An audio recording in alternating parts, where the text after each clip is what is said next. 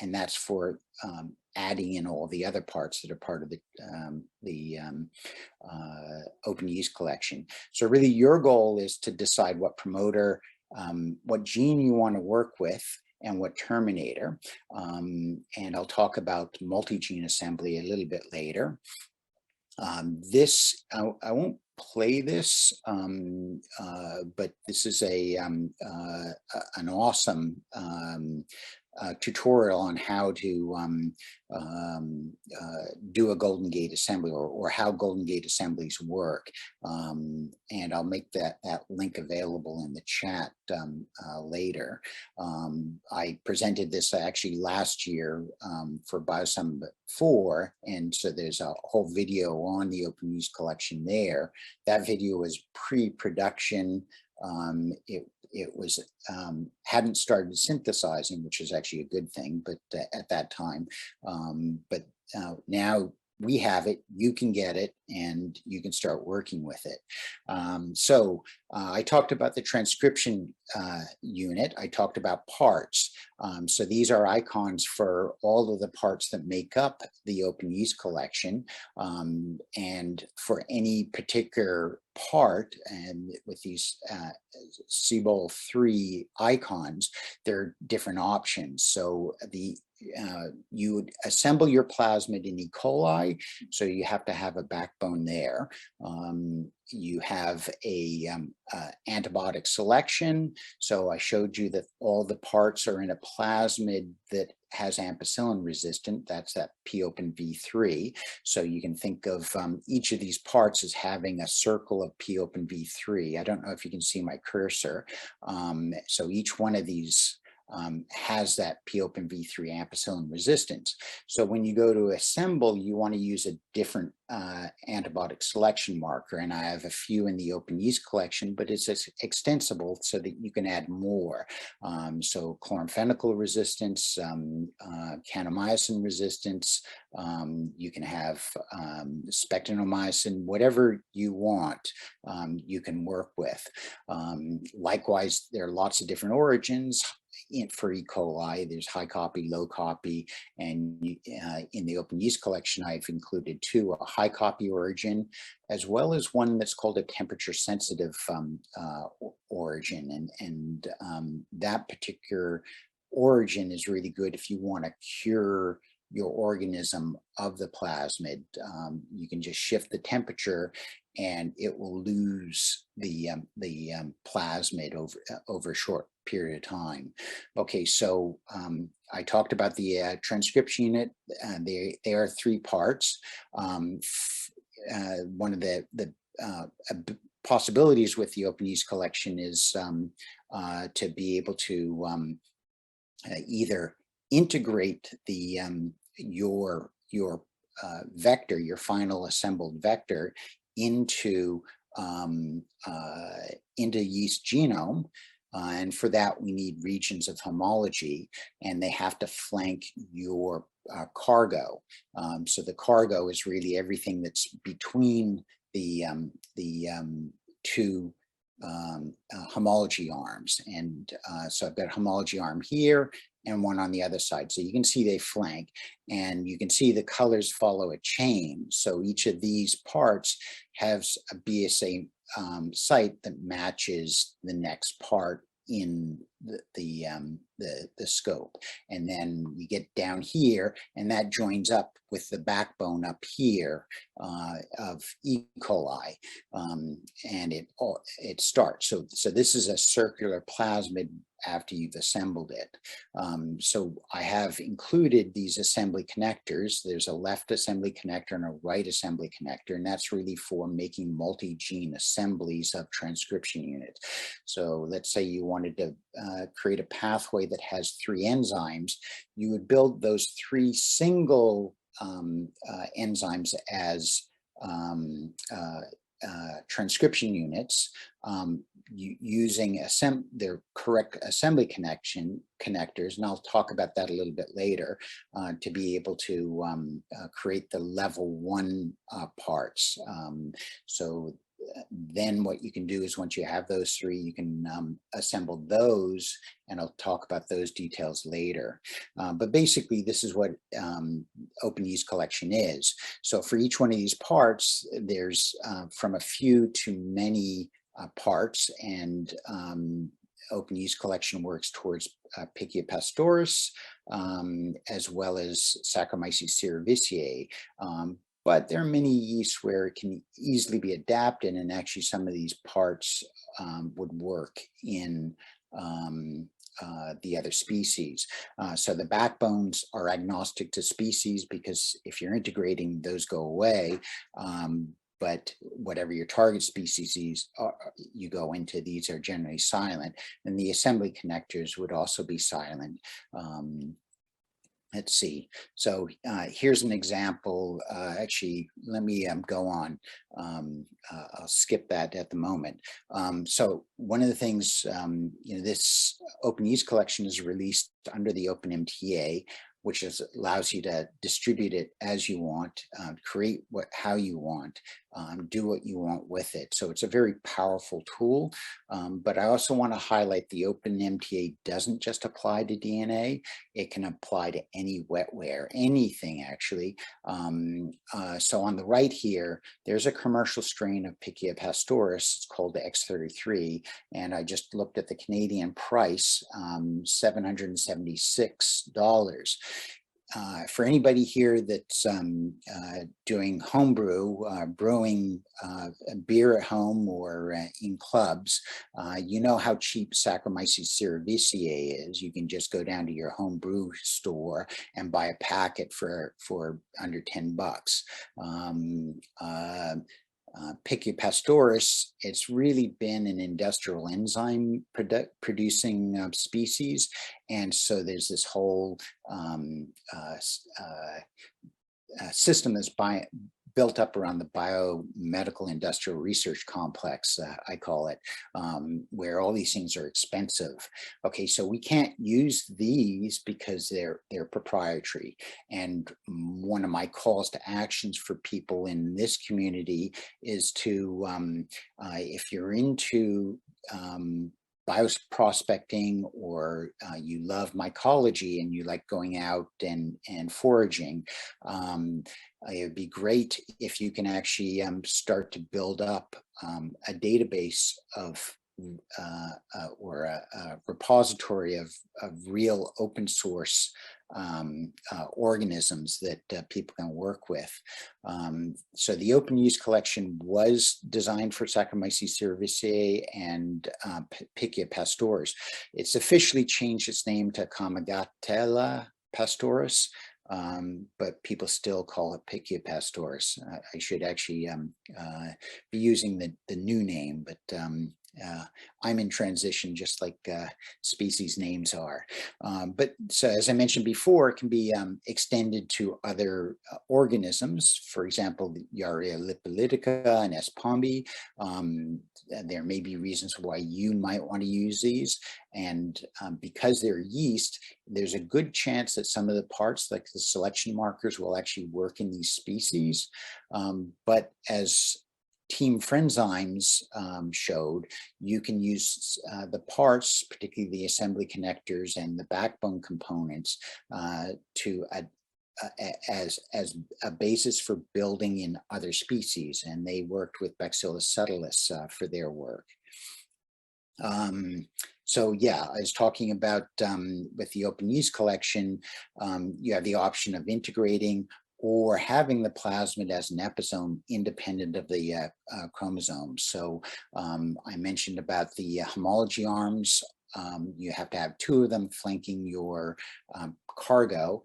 An alternative would be to have a yeast origin, and I've got three of those, two for Saccharomyces cerevisiae and one for Pichia pastoris. Let's see. You can also make your own. So extension, how do you do that? The two common ways are using PCR. So you can PCR amplify up. You just have to make sure that you have the appropriate BSA1 sites with their prefix and suffix. So if you're making a gene, you need to incorporate those. PCR is lower cost you still need a PCR machine. Another option is gene synthesis, and the cost of gene synthesis has been plummeting. So there's a, if you're working with a community, you might be able to pitch in to fork over a few $100 to get a part synthesized.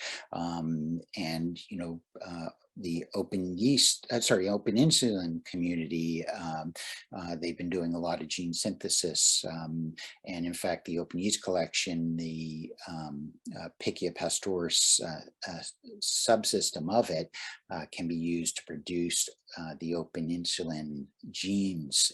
The great thing about Pichia pastoris is that it likes to secrete things into the media. The benefit of gene synthesis is that you can code and optimize, and you can also remove restriction sites that may be a problem.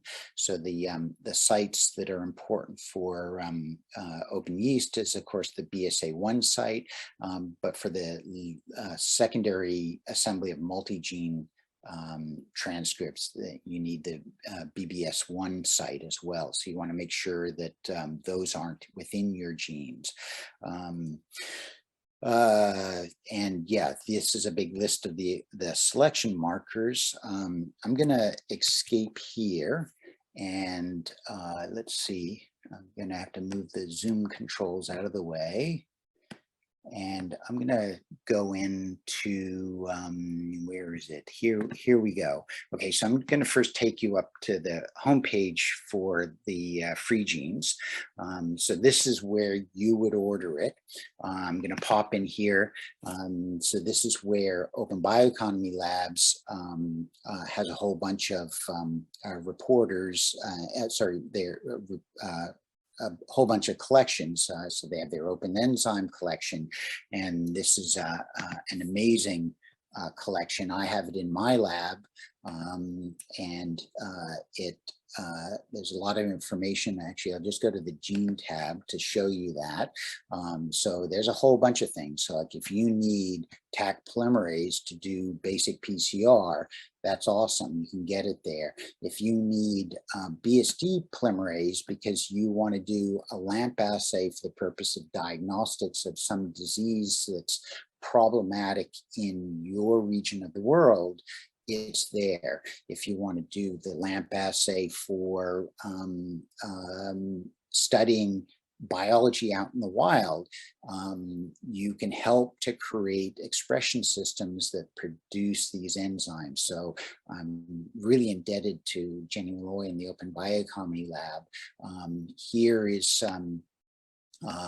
this is important because I talked about BSA1. BSA1 is a commercial enzyme that's still on patent, but there's a similar enzyme that's called an isoschismer. So it has the same recognition sequence as BSA1. It'll cut at the same site with the same overhang. I encourage people to try to create systems, open systems, to be able to produce this. I know Jenny's group is working on it, and a number of other groups around the world are working on it. But this is really a high priority one because through iGEMS, I bought my BSA1 from New England Biolabs, and per tube, it's inexpensive, but you don't get a lot in the tube. So, okay. So anyways, that's the open enzyme collection.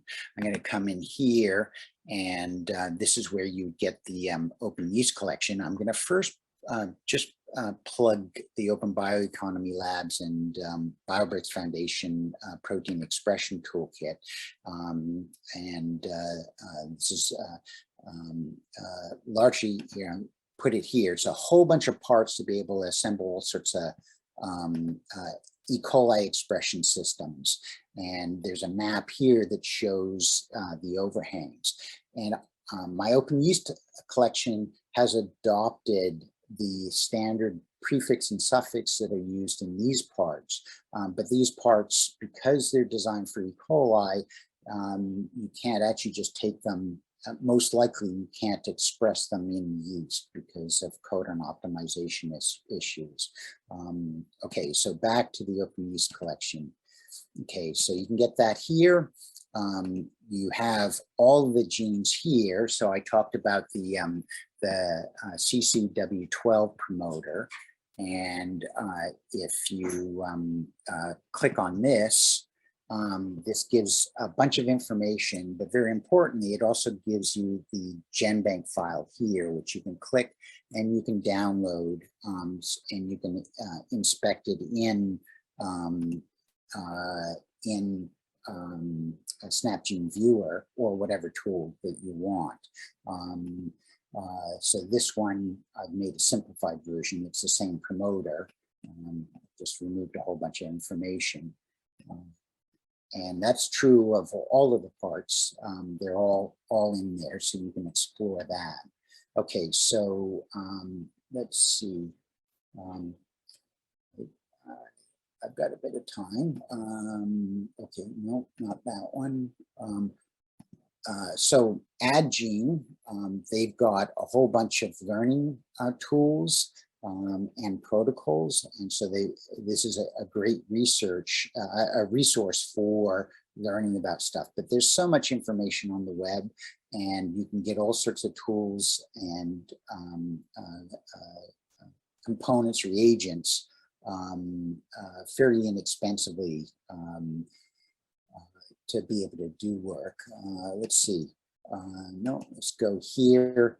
So this is the openbiofoundry.org website. I'm in the process of building it up. I want it to be like the landing place for open yeast collection work. But right now I just have a splash page. And if anybody here wants to help me with this, just DM me. Let's see. Yeah, I pulled this. I was going to talk about the level 2 assembly. So I talked about you have your transcription units and you want to build, say, a 2 or 3 component expression system. And so you can use these assembly connectors. So there's a left assembly connector and a right assembly connector that I showed you earlier. And there's 6 of them. So open yeast collection will build up to a 6 enzyme expression system as cargo that you then embed into the yeast genome. And they work with the BBS1 restriction enzyme, and so there's a whole plan on how to assemble them. So you always start with the assembly connector start, and for your first transcription unit, when you do the level 1 assembly, you want to have the assembly connector right 1, and then for your second part, you would start it with the assembly connector left 1, because their overhangs match, and then at the end you'd have the assembly connector right end. So that's how you assemble those. Likewise for 3 transcription units. So assembly connector right 1 between these 2, and then right 2 and left 2 between the second and third transcription unit. Let's see.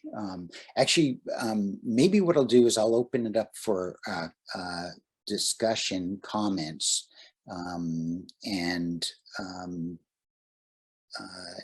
Yeah, any questions?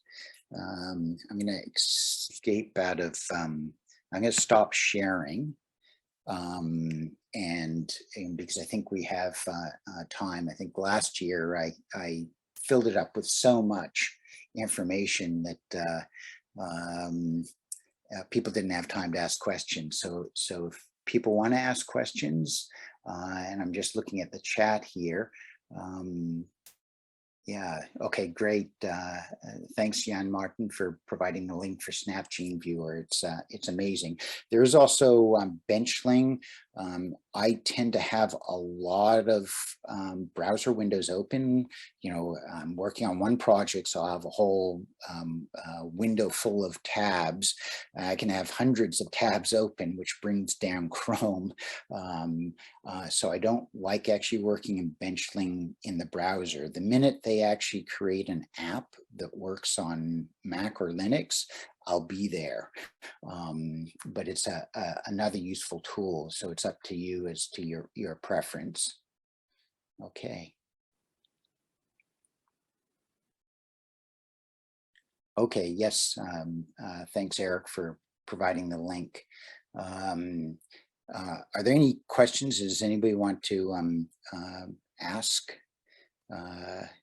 I know this session is competing with all of the regional BioSummit sessions. Oh, Isaac, yeah, awesome. Thanks for joining. So Isaac's the team lead for Friendzymes.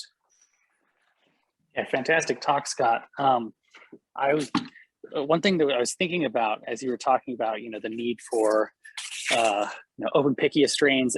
I've been thinking about like how do we make it easy to domesticate certain microbial strains, and it seems to me like one thing that'll be necessary is the ability to integrate a genetic device into a particular spot in the genome and then delete parts of it out, like the selection marker out, so you can do repeated engineering with the same selection marker over and over again. And so one thing I was wondering is, have you thought about how to extend this with both selection and counter selection markers, perhaps with the multi-transcription unit assembly, and how to maybe add in, like, I don't know, site-specific recombinase sites into the linker components, so that you could have, a multi-transcription unit part that's like your cargo plus the selection marker, plus the counter selection marker, plus the inducibly expressed recombinase, all, and like, if you induce the recombinase, it deletes the selection marker, the counter selection marker, and the recombinase. Way cool, way cool. Yeah, I love that idea. So first, because there are a number of things in there. I know that Counterculture Labs, in collaboration with BioCurious, they've been running, Patrick has been the spiritual lead for the Open Kombucha program. I know they've isolated a bunch of Saccharomyces species as well as other yeast species, and it would be amazing if they or other communities around the world, or individuals that have created or isolated their own strains, if they can somehow make that available to the community. So in order to do what you were talking about, we need to have the full genome sequence of those organisms to be able to knowingly modify it. So if it's Saccharomyces cerevisiae,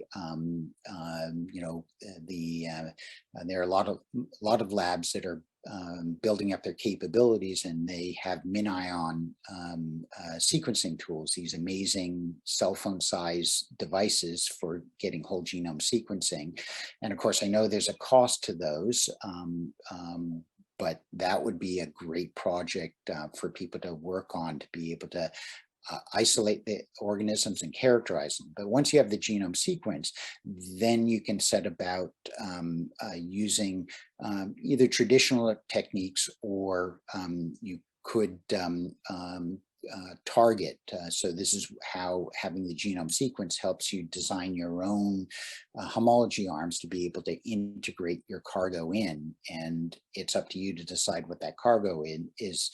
So as I said, open yeast collection is extensible. So if you want to use the Curie recombinase or flip recombinase, then that's definitely a possibility. And in fact, here I'm going to go back into sharing screen because I didn't get to it, but so one of the links here in the open yeast collection description.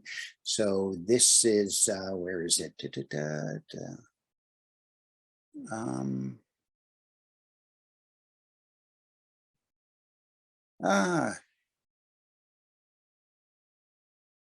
It should be in here. Okay, I've got to talk to Grace. Oh, nope, no, that's a plate map. So this is a plate map, tells you which well has the part in. Okay, well, anyways, I'm going to pop over. I thought that was on. So this has kind of been my worksheet for the open yeast collection. So this area here is the transcription unit. And in terms of the parts, so this is the design tab. So I'm just going to pop over into where is it? The CDS, so the gene tab. So these are the genes that are available. This one gene in red, Twist had a problem. I believe it's still in the collection, but I'm not certain that people have been able to work with it because it produces low yields for plasmids. But I'll show you here, I've included both the Cre recombinase and the FELIPE recombinase codon optimized for yeast. And the Cre recombinase recognizes these 32 base pair repeat sequences, and they can actually depending how you arrange those sequences, they can either flip out or insert. So yeah, definitely there's a foundation to be able to do that. And because the FELIPE and Cre recombinase recognition sequences, so in the Cre system, it's called a LOX-P site, and in the FELIPE system, it's called an FRT site. They're only 34 base pairs, so you can build that with oligos that have overhangs if you want, or you can synthesize it or use PCR. So I wanted to show you that. We're at the end, but we have like 15 minutes of break. We can still take like probably one more question or another question if people have it. Yeah.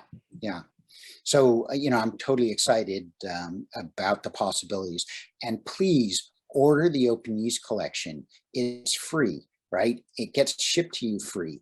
The only cost to you is your time to actually go in and order it.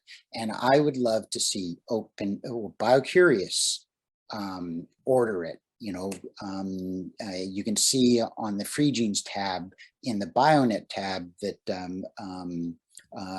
who's ordered it, and it would be awesome if BioCurious, hint hint hint, can order it, and shipping costs from Stanford to BioCurious are probably pretty low. I noticed that on the ordering site you can't order more than 5. So when you had the recommendation to order 3 of one, that seems like you'd be restricting yourself to only a couple collections. Oh, okay. But so it's possible that they've changed their policy, but also I guess I've been working with free genes for a long time. So if that's an issue, then yeah, maybe get 2.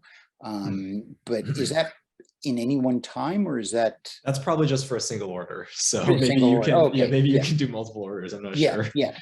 Yeah. Okay. Oh, I would love it if you actually ordered it. So what I'd love to see the list of people and organizations that order it grow, because I'm thinking of an open yeast collection number 2. And this, I want community help to decide what goes in that. So if there's enough people showing interest in open yeast collection number 1, we can work to build open yeast collection number 2. And I'm pretty certain that Drew Endy would be supportive of a broad community effort to create that. Remember, there's so much that you can do with it. And this talk, I just haven't had time to really dig into details. I haven't talked about metabolic pathways, what you can do there. I haven't talked about the enzymes that are in the open yeast collection to produce, for example, spearmint or limonene, so terpenoid pathways. So that's to come. Cool. Well, thank you very much, Scott, for sharing with us. As always, if anyone has questions that they weren't able to ask here or only come up later, you can throw that in the Slack, or is there some contact information that people can reach you at, Scott? I think the Open Science Network email, perhaps. Yeah. Actually,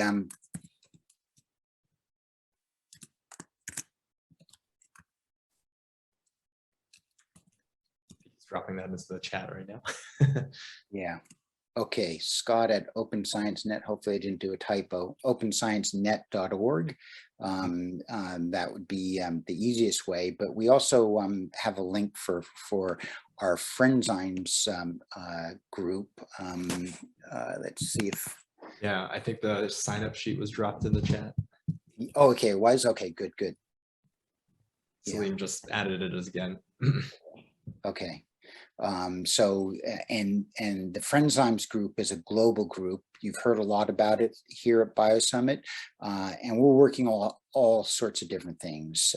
So it's not just wetware, it's hardware, it's software, and we also need policy people, people to help with biosafety, biosecurity. We went through iGEMS, and our global team, 4 wet labs around the world, we passed the iGEMS biosafety and biosecurity step. So no easy task. The universities have it all locked down with their biosafety groups, community labs, so yeah, I'm excited for the future, and I hope that people can join in for the ride. And even if you just have any questions about it, just let me know. So that sounds great, Scott. Thank you very much again. Okay, thanks everyone. My name is Felipe Shibuya. I'm an ecologist and also an artist. I'm from Brazil, but now I'm in Boston. And I'm so excited to be here today sharing a little bit about what we know about categorization. This is going to be a very fun time. I hope so. Hi everyone, my name is Gabriel. I'm from Brazil. I'm Brazilian. I'm very glad to be here with you, taking attention. And I think we have a great time talking about how to group things and how to rethink this process. Hi everyone, I'm Alex. I'm currently in Bucharest, Romania, but I'm originally from, I live right now in Providence, Rhode Island, and I'll begin the introduction of our workshop. So basically the genesis of our workshop began during the summer at the Nature Lab in Providence at Rhode Island School of Design. Felipe and I met there soon after he started working there, and I completed my studies. And for those who don't know, the Nature Lab at RISD is a place where one can experience and explore the natural world at different scales. It was founded by Edna Lawrence in 1937, and what began with a modest collection of about 1,000 natural objects, it is now home to about 80,000 individual natural objects, such as shells, butterflies, minerals, seed pods. And Felipe and I start talking about all kind of different topics, and we realized we are both fascinated by knowledge systems. And we talked about how we acquire knowledge of Earth and living system and questioned the act of categorization. And soon after, Felipe introduced me to the wonderful BioSummit, and together with Gabriel, we decided to apply.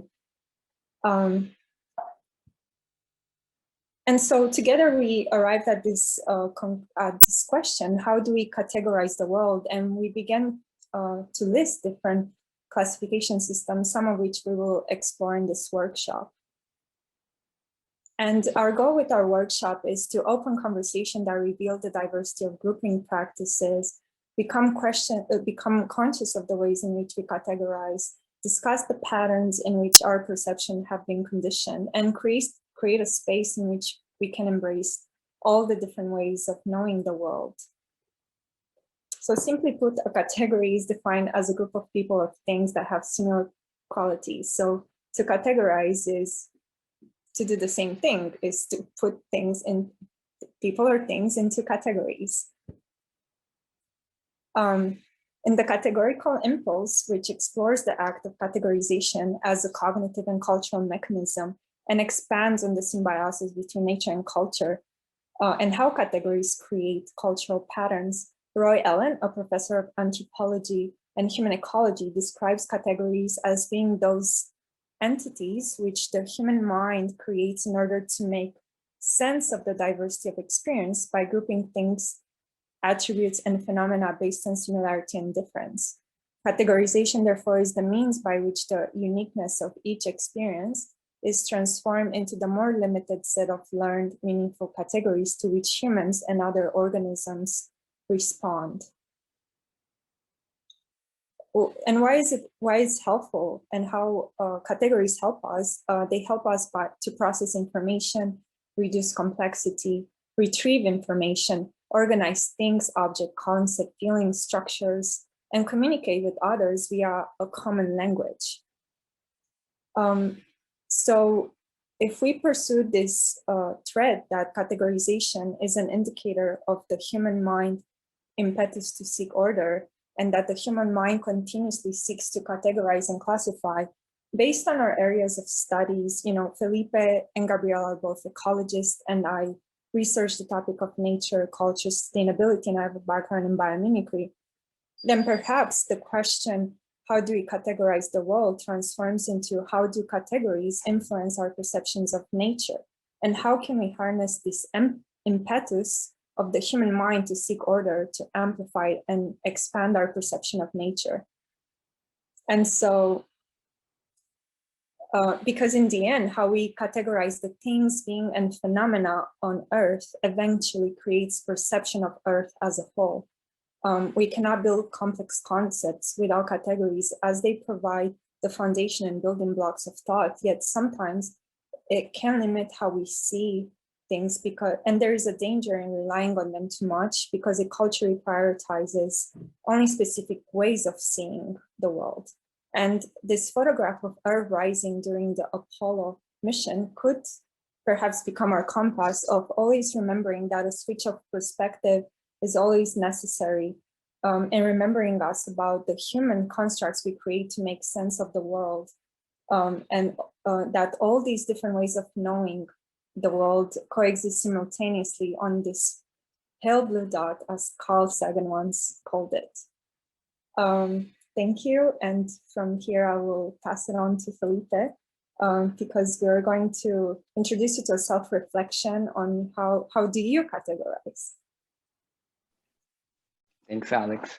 So yes, so like I was saying before, so I'm an ecologist, and you know, as an ecologist, as a biologist, I'm also always trying a way to organize organize nature, but also trying to deconstruct the idea that we have about nature, right? Because we are part of nature, we have to understand that nature is much bigger than us, and then for that, we want to invite you also to do the same kind of reflection. How do you categorize the world, how you see the world or nature, and how you can change your perception throughout this workshop? So now I will ask you to use the mural board. So the mural page that we are just sharing the link here on the chat, in the chat.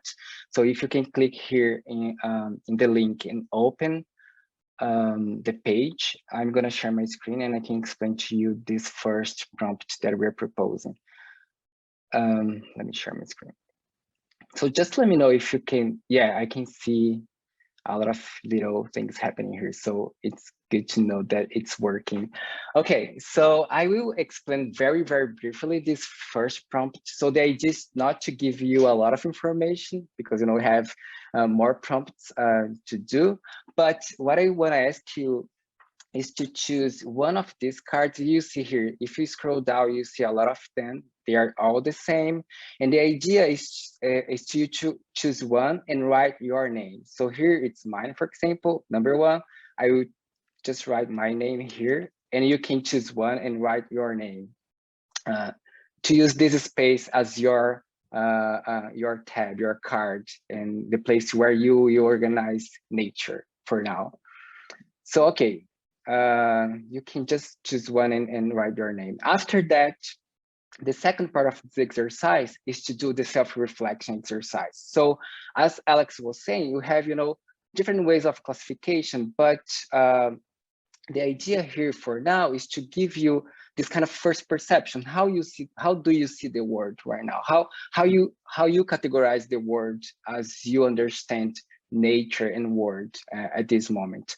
So what I want to ask you is to use this place again and use these colors that we have here. So imagining that, you know, those colors, they are, you know, species or objects or whatever, but they are colors, and you have to categorize those colors in categories that you wanna choose. So feel free to use your imagination. Feel free to use, you know, the way that you wanna categorize them. So you can use, you know, I don't wanna give you examples because I don't wanna have like biased answers. So this is a free self-reflection. So let's jump into the exercise. Categorize these things, and then after that we can make a self-reflection together. And Alex and Gabriel, if I'm forgetting something, maybe just give a brief explanation about how mirror works. Maybe someone is not familiar with the tool. Oh yes, that's true. So if you're not familiar with Miro, so this is your space that you have to work. And then, for example, this is the example that I was given. This is my name, and this is the colors that I want to organize or categorize. So here you can move these cards, the colors, in a way that I want to organize. So if you organize, you know, for example, from red to blue, for example, this is my way of organizing. You can just, you know, move them and make your own organization, categorization based on things. You can also, you know, organizing them like by lines, by little groups, but also you can use this bar here on the left to also make other things. So if you want to draw, for example, you know, to make something more fun, like, okay, I want to connect these dots. I want to make, you know, something that makes sense to my organization. You can use your this bar to explore the tools. But for now, I want you to keep kind of simple, you know, just to organize, so we can understand this very, very simple exercise, just organizing the colors. Okay, and also here we have this part of the mural in your cards that you can write down very, very fast little words that can explain the way that you are organizing these colors, the way that you are categorizing these colors. Okay, so I think we can start. It's very important to say it's not a right answer or a wrong one. It's just your vision about the world and how we can represent this, your perceptions using these colors. And I saw that you have like 20 persons in the Zoom, but only 8 people in Miro. So I'd like to call you to go there and look your work and participate with us in this conversation, please. Okay, so let's see. So I will give you 5 minutes to do this first exercise, okay? So, okay, let's have fun. Organize all the colors that you have. Okay, nice. So now, since it doesn't matter if you didn't finish the whole thing, it's okay. We can go back later on. So for now, the idea is just to give you the perception, or to ask you, okay, now how I can see the word. So now you know in a way how you can organize these colors using nature as inspiration. But then now we want to present to you the idea on how we can deconstruct ideas about categorization in nature. So how we can change our perceptions based on what we know. And then I want to ask Alex and invite Alex to show one example on how we can deconstruct these ideas. Thank you, Felipe. So now, yeah, we will begin to introduce you to our case studies or selected examples of the different ways of classifying that we chose, and also some of them from our own work or experience. And we hope it might resonate with you in a certain way as it relates to your attempt of classifying.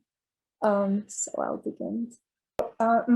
My interest in categories and categorization began about 1.5 years ago, when I spent some time in a sunflower field in Providence called 10,000 Suns.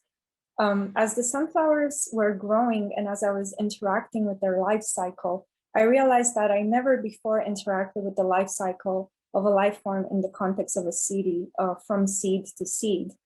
And I realized that I was associating the sunflower with all kinds of other types of knowledge, such as the knowledge that the roots of the sunflower clean the soil from toxic metals, or that the sunflower seed head is an optimal way of packing space in nature, allowing the sunflower to pack the most number of seeds in a limited space. Whereas people, throughout the duration of the summer, were only interested in the sunflower face and bloom. And this time time spent in the sunflower field inspired me to question the human-nature interaction and how to seek an epistemological argument about how we acquire knowledge of life forms in an age where we're so disconnected from the ecology of a place that operates at entirely different timescale than us. And it also made me question and aware of what kind of information is contained in the category of the sunflower in the mind of people. And so the first known classification system dates back to Aristotle. Aristotle divided the living world into animals and plants, and he classified based on what he could observe, based on stationary and moving, based on where the animals' habitat were, based on the size of the stem of plants, whether the animals were red-blooded or without red blood. And this way of perceiving nature derived from scala naturae, scale of nature, which was a progressive arrangement from simple to complex, where the highest thing on this ladder were humans. And he believed that there was a divine creator at the top of the ladder and everything descended from that being. He viewed species as fixed and unchanging. And what is interesting, right, is that this worldview was dominant for most European thinkers for centuries. And so centuries after, I'm skipping quite a lot here, but we're just selecting case studies. But Carl Linnaeus, the father of taxonomy, who was a botanist and zoologist and physician, created a hierarchical classification system that placed all organisms into successively smaller groups. Linnaeus assumed that organisms within a specific group would resemble one another more than and he had to find a way to deal with all that influx of data and knowledge coming from natural history. And the Systema Naturae was his way of doing that, where he created a series of tables where he divided into animal, mineral, vegetable. The purpose of Systema Naturae was to eliminate the relatedness of groups of living things based on the underlying morphology and physical structure.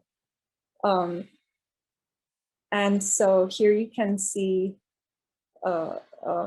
his innovation in terms of the hierarchical classification system and the system of binomial nomenclature, which was a two-part naming system that allowed him to keep track of all the organisms that he was classifying in Systema Naturae.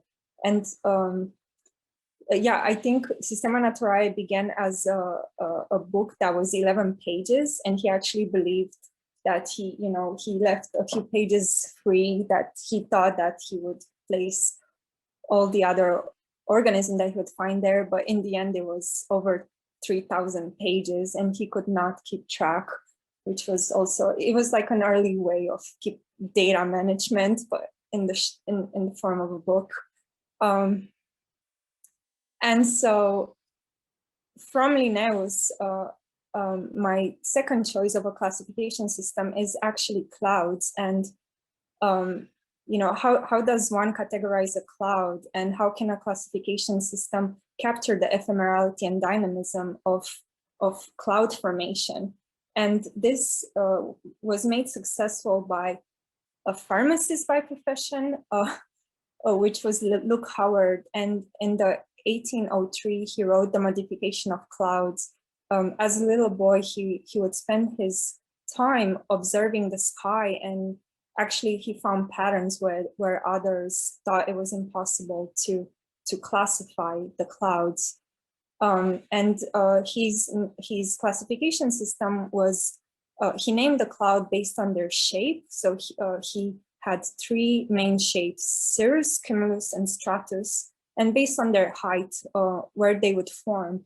And what I think is very interesting is that he created a classification system that could accommodate the transition between the forms, these different shapes, and that he understood that these cloud formations were a sign of atmospheric processes, and also like they were based on the laws of physics. So yeah, it is very interesting how he found a way to capture and to find patterns. So with that, I'm going to pass it down to Gabrielle. Thank you. Okay, Alex, thank you. Before I share my screen. Here. Let me see if you see this. Is the right screen, people? We Can see you like all the presentation? slides. Yeah, but Yes. biodiversity is a multidimensional Okay. concept, isn't it, Center? Just the PowerPoint one. Yes, the PowerPoint, but you have to Okay. the whole presentation. It's just because I don't will not be able to see you anymore. Yeah. Okay, people. Alex was talking about an area that gives support to one way in science that is used to better understand the species, and this area is called taxonomy. The taxonomy is the science of giving names and knowing better the relationships between the species. And it's also the support that you have to study the biodiversity.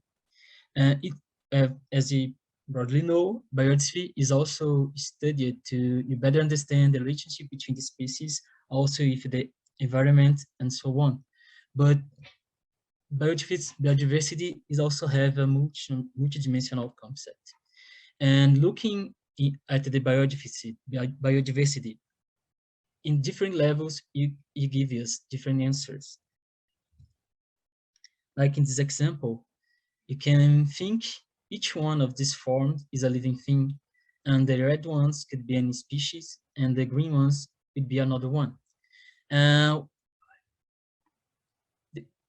Since even you can look at one level, you have another more or less perceptions of the nature. And we're talking about diversity of species is just on this level. And here you see the relations between one species to another. But you can also look in a more precise way when you look at the genetic diversity. And this level, you're looking about the diversity that make us so different and have also built into similarities.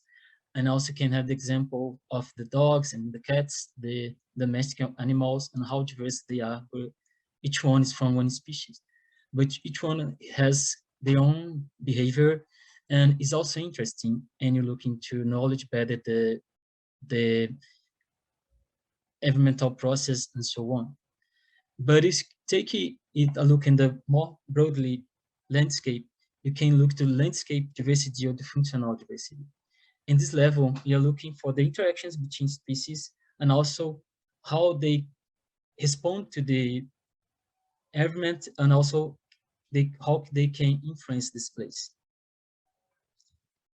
It's very important because when you're looking the relationships between species, you're also trying to get some answers about the ambiental services and how the species have many functions in the ecosystem. But it's not a new concept.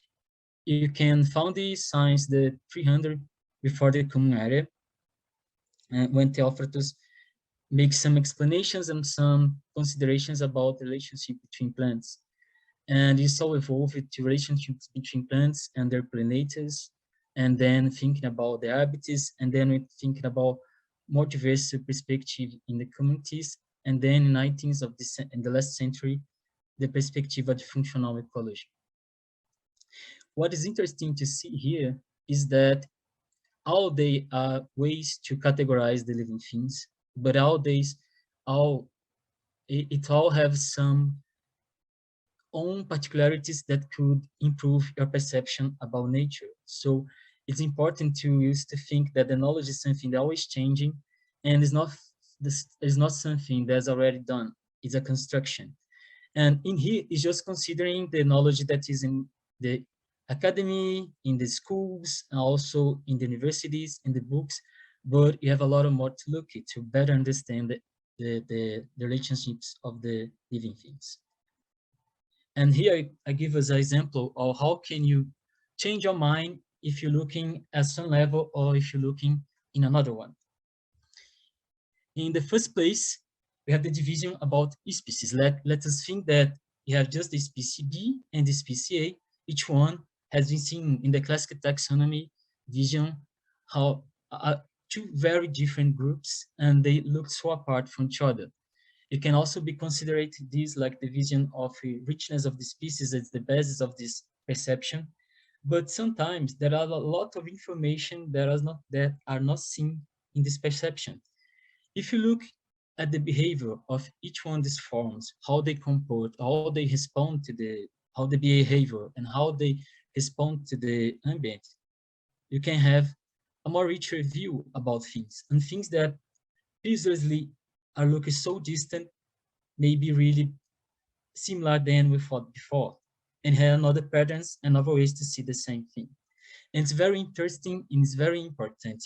In this way, you can find some species that are always more prompted to be extinctive, some other ones that are able to give us ambiental service like cigarette in food, pollination, and so on.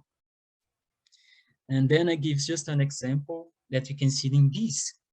And you look at this, when you consider bees in sensulat consideration of the family of Apidae, you have these 5 subfamilies.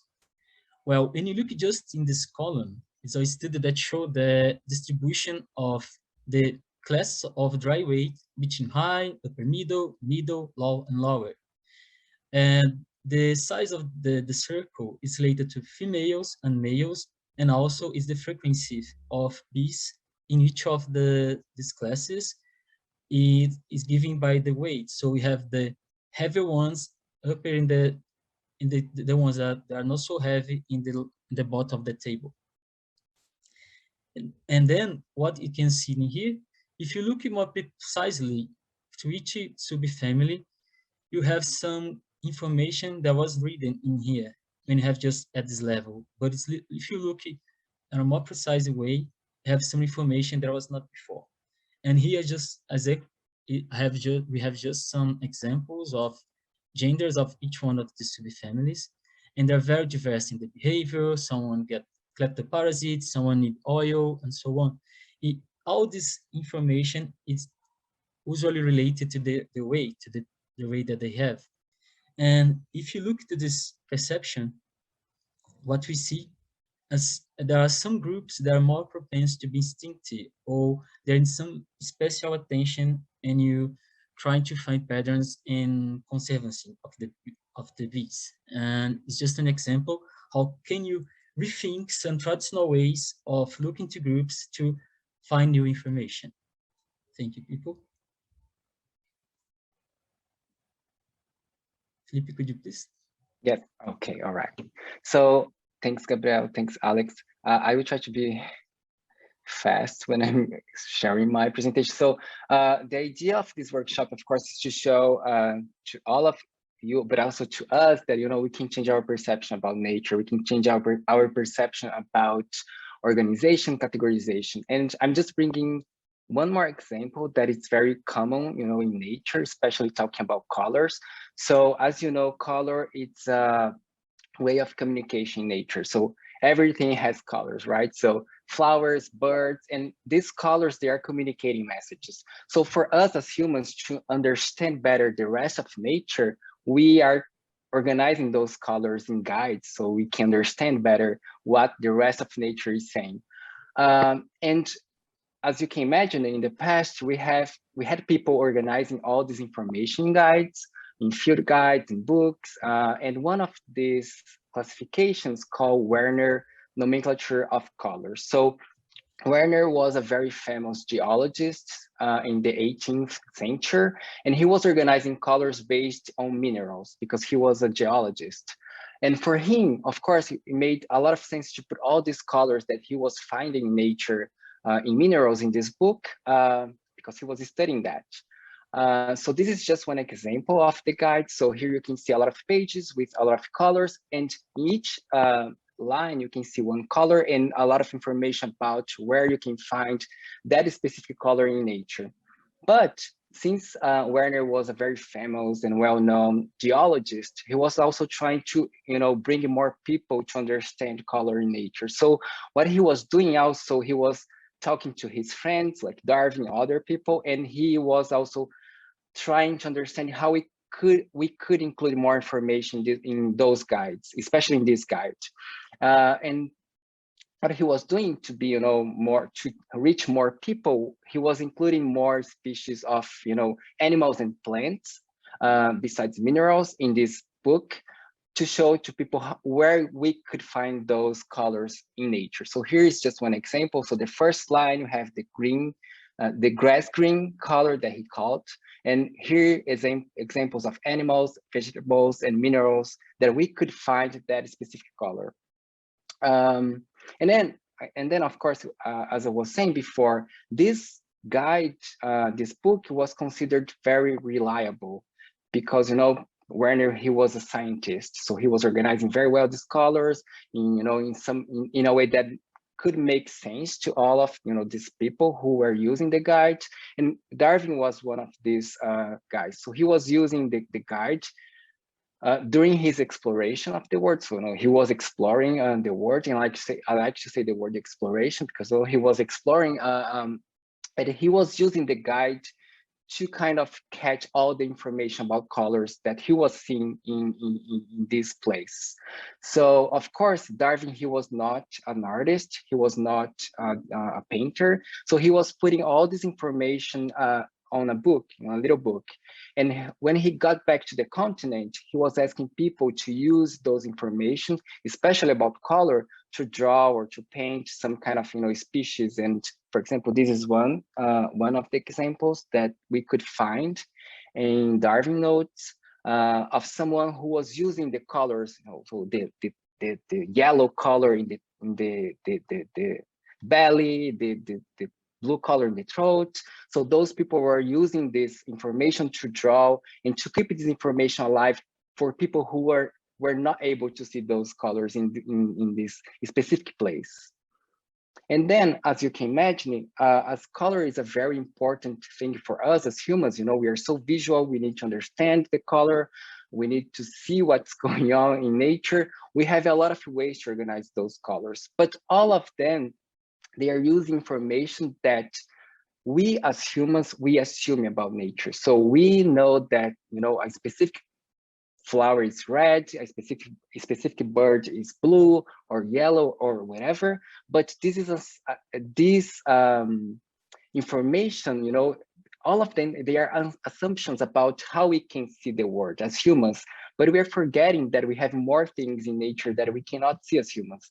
This is just one point of view, right? So if we open ourselves to, understand better what's going on out there in nature, we start to see more things. And I'm just bringing here one funny example. So nowadays, we still are able to see Werner's classification book online. So there is a website where you can access the information. You can go there, it's very dynamic. You can click on the color, you can see all the examples. But this website, even we have a lot of knowledge today, we have a lot of technology, we understand better in a way in nature because we are just getting more and more and more knowledge. This book or this information that you can find online is still keeping the same kind of information. So I can find the white color in that bird, in that flower, in that mineral. But we are forgetting that we have more things that we have to be open to see as humans. And I'm just bringing here one example of things that we cannot see often as humans. So bacteria is one example. So I'm just bringing bacteria here because I work with bacteria in colors, and when we start understanding all these colors in bacteria, we open ourselves to a very amazing words. And what I want to say here in my short presentation is that, okay, we have a lot of things in nature that we cannot see as humans. We have a lot of sounds that we cannot hear as humans. And when we are classifying those things inside of this little box, we are missing a lot of things. We're missing a lot of information, And the message here in a way, and I don't know if you have the answer, I don't have the answer, but I think we have to be open to understand better nature. We have to be open to see things that we are not able to see, and understanding these things to see how we can recategorize the world. So now that, you know, we are kind of running out of time, but I want to go back to the Miro board now that you have all this information, you know, kind of examples about how we can change our perception about nature, how we can reclassify nature in a way, using new knowledges, you know, using new experiences. I want to ask you to go back to the Miro, and then we have 2 new prompts that we want to invite you to do.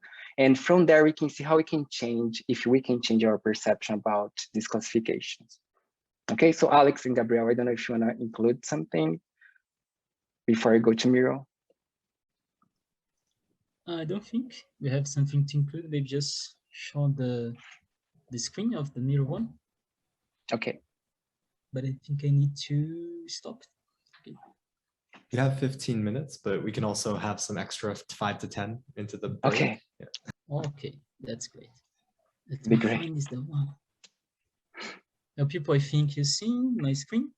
There in the Miro, you see the board that you have done. I think we have 6 contributions.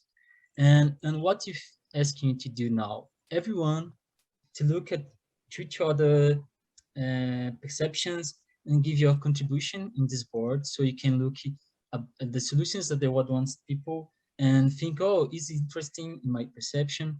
Could I use it in my logical way of seeing the nature? It is have some improvement that I could bring to this perception. And the next step, we rethink about your first proposition and think, what can we improve my perceptions if I have done some change in the way of mind? Or think, sorry, in the way of thinking. Okay, so now we will give you 5 minutes to go on Miro again and see all these ways of organization that, you know, our colleagues are sharing here, and then we can give feedbacks. We're not saying, you know, that, like Gabriel was saying before, there is not a wrong or right way to classify the word, but you know, it depends on our perception, on our experiences, our culture, etc. So just go there, and you know, in the second card, in the prompt 2, just write down very quickly like feedbacks about the organization that we're seeing the first one. So does that make sense to you or not? If not, why? If yes, why? So yeah, you can use your imagination as well to give these feedbacks that you will use in the third prompt. Okay, so 5 minutes. Gabriel, can you put a timer maybe on Miro so we can see the time? Okay, great. I can see that. Thanks.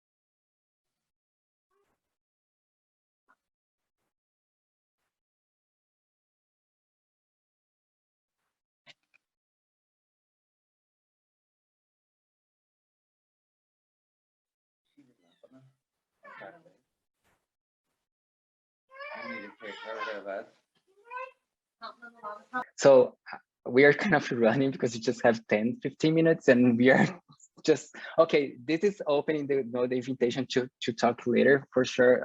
We're gonna be sharing our contacts, so you can talk to us later. But the idea now, like we were saying before, we have a lot of ways to organize, nature, or to see nature. But like we were saying, it depends on our experiences and culture, what we know, what we understand, how we want to classify things, if it makes sense or not. And the idea of this workshop, we're not giving you any answers. Like we're saying, like there is not a right or a wrong answer. The idea is to just think about the context where you are, how you can see the things, how you can change your perception if you want to change your perception. So the idea of the third prompt, I will jump in the third prompt because we don't have a lot of time, is to give you time now to reflect on your own classification. So now that you have your first classification, you have the time to kind of, so the idea was to kind of surprise you, so you didn't have time to think about a lot of things. So you were just classifying. Now, Alex, Gabriel, and I, we gave you a little kind of information about how we can kind of deconstruct ideas about classification. And now your colleagues, they are sharing feedbacks about your first classification. Okay, so this makes sense to me because blah, blah, blah. This, this doesn't make sense to me at all because blah, blah, blah.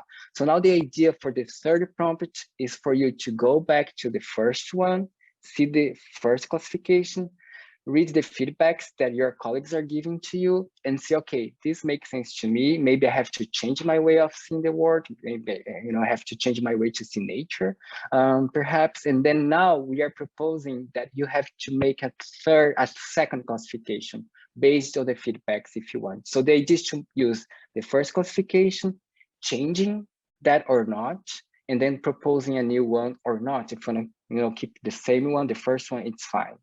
So for that exercise, since we don't have a lot of time, maybe you can give you 7 minutes.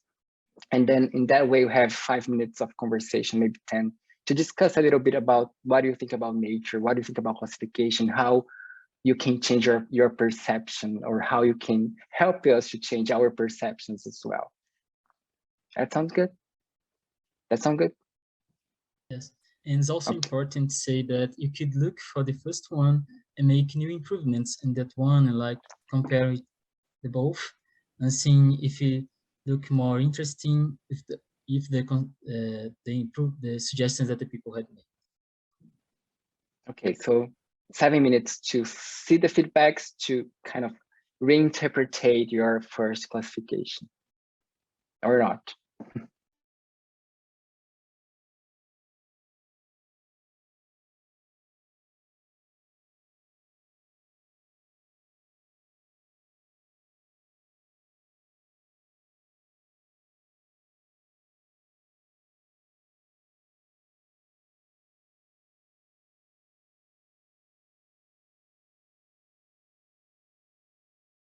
We're done with time.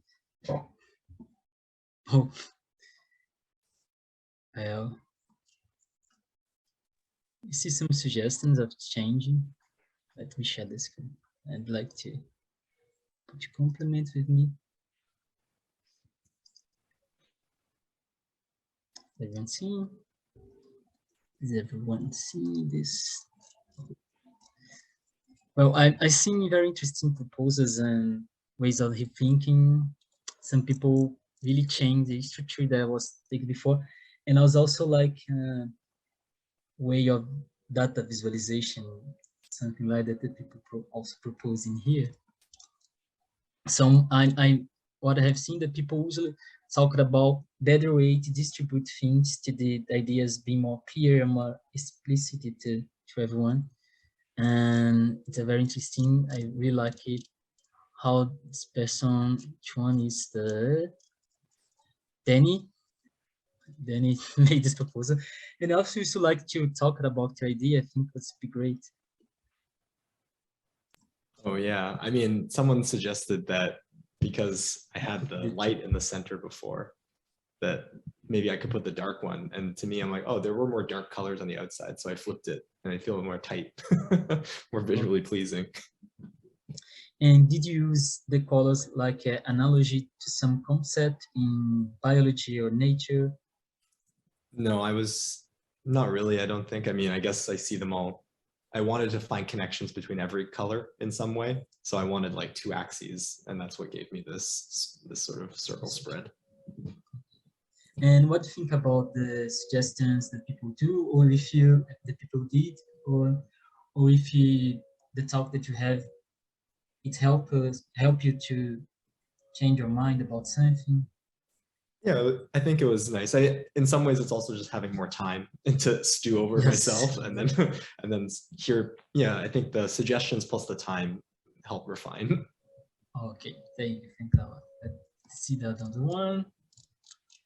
Well, I'm also a graphic designer, so maybe I'm being a little bit biased about the results and looking for some patterns. In this one, I saw that people suggest to see the categories more clear, and also the overlapping between groups, and also see the results that who did that was Roland. Roland make this effort to put this two together, and this one make this relationship. I don't know, Roland would like to tell us something? Yes, hello everyone. I think it's similar to the one very early method in your presentation by Felipe. I think like the book on colors. So it's like greens, reds, blues, and yellows. And I tried to implement the suggestions of making it more like Venn diagrams, where like colors which are split between the blues and the reds are on the part where they overlap. And also I try to make it now that the left top one is the darkest and the right bottom one is the lightest in all the situations. Although I found it very hard to say which one is darker in the case of the reds. That's great. And do you think you're able to explain something about nature with this construction, or to present some concept of nature with this diagram? Good question. At least you would be able to classify it in a way that's easy to find again, I think. I think it's very easy. I mean, in my own reasoning, I kind of compared it to kind of classifying pencils when you're drawing. And then I also would kind of classify them based on very simple colors.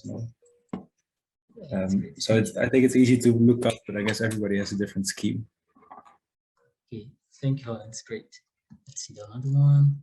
Some people I saw that have the improvements in the same board. I don't know, maybe, let me see. It's from Shorin. I don't know if you want to talk, have something to say about what people propose and what you think about this change. Not in here. Okay, let's pass for another one. I think it's also don't have any change between the two, but I think someone gives some notes. It's one. There's some change. It's from Paula. Paula, would you like to tell us some words about your perceptions? Good afternoon, everyone. Okay. Hi, Paula. Thank you. Well, I found all the options very interesting. In my case, I wanted to play with the perspective, with the ups and downs, as I mentioned in the post-it, and then I received a feedback from it. It looks very pleasant to see, so I wanted to try another way to order or to distribute the colors using all the space again, and without changing the gradient that it shows. So that's it. It's interesting. And Paula, do you think you also could bring and represent some knowledge of nature using this diagram? Okay. I think I thought about diversity, because you can achieve certain order, but playing with different distributions. And I think that's what I see in nature. With the same elements, there's a lot of combinations, and each of one of them are beautiful. Oh, it's great. Thank you, Paula. It's really nice to hear it. Hold on, I think this one's from Aubrey, and this made the change was made in this place. I would like to tell us something. Hello. Hi, Aubrey.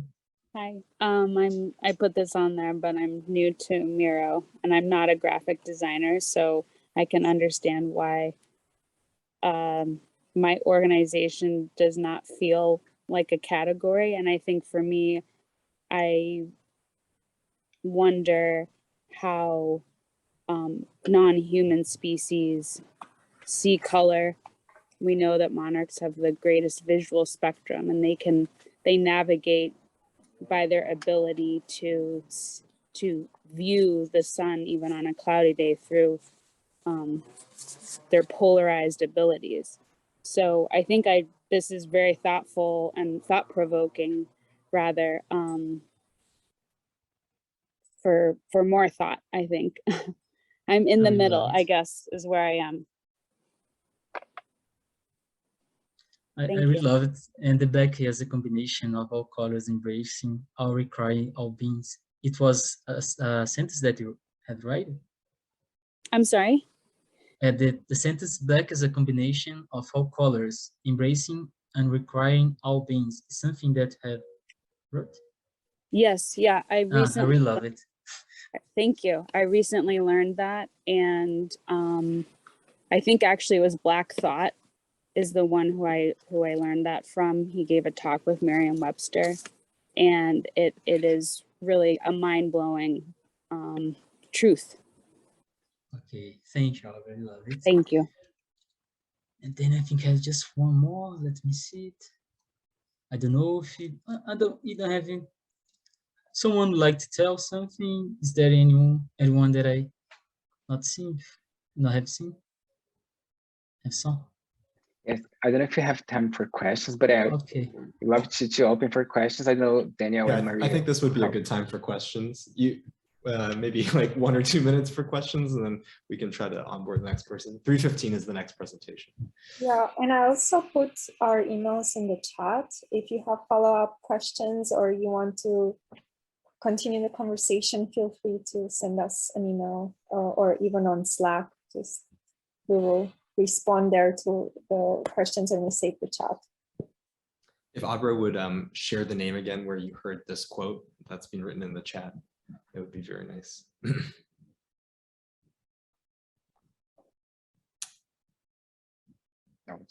So yeah, we just want to say thank you so much for your attention. Like we were saying, this is just a tool that we're presenting a way. We are not giving you any right or wrong answers.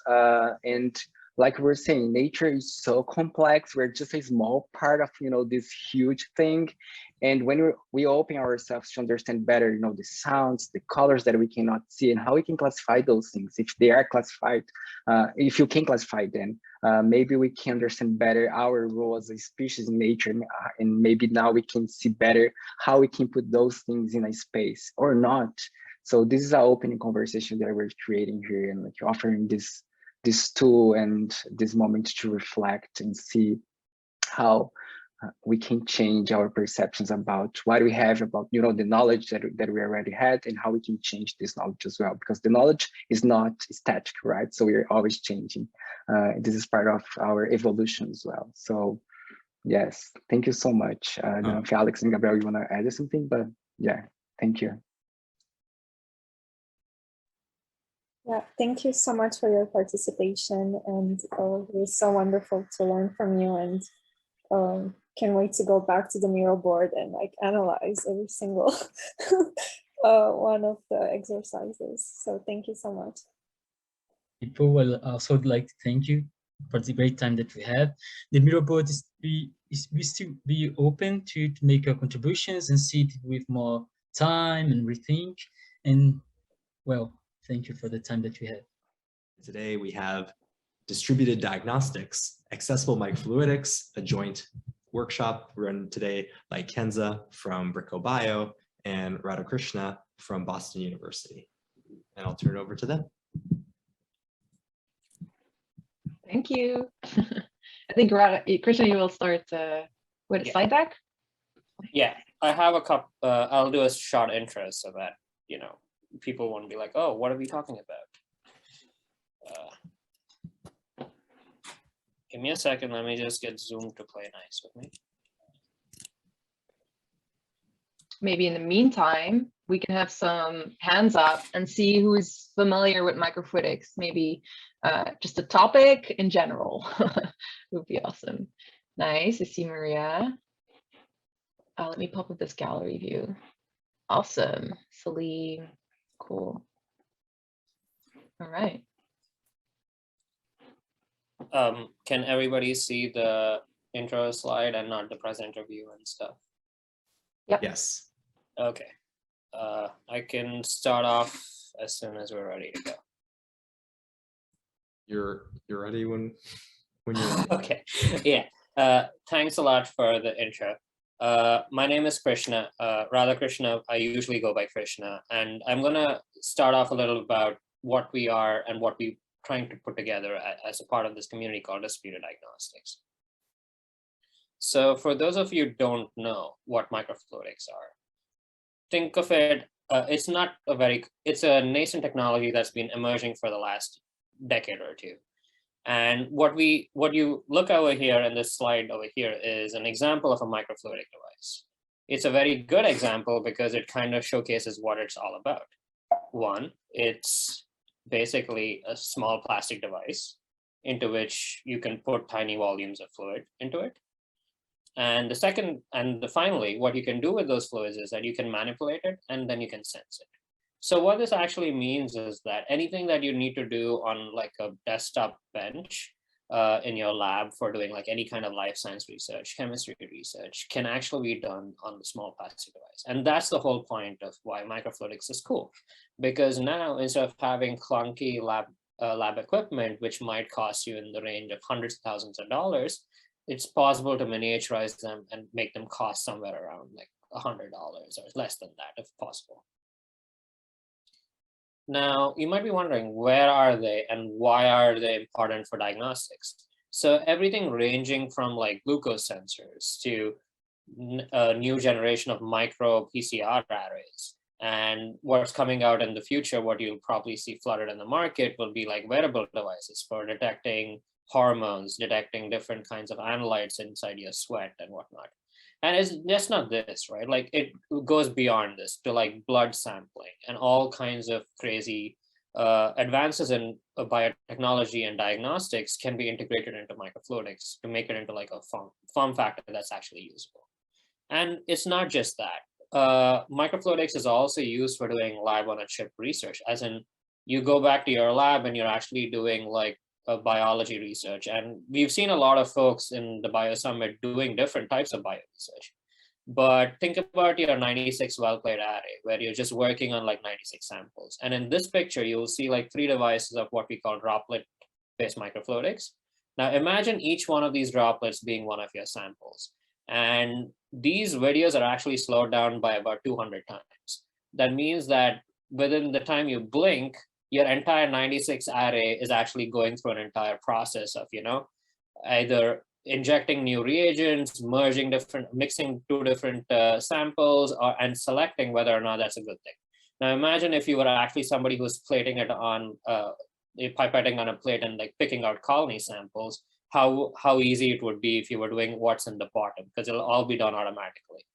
And that's kind of the pie in the sky goal, which people have been going towards in microfluidics and what you see as advances in industry and academia.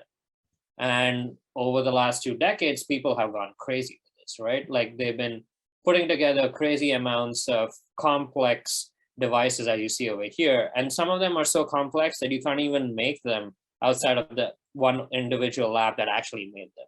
And that's kind of what, like the whole space has been looking at.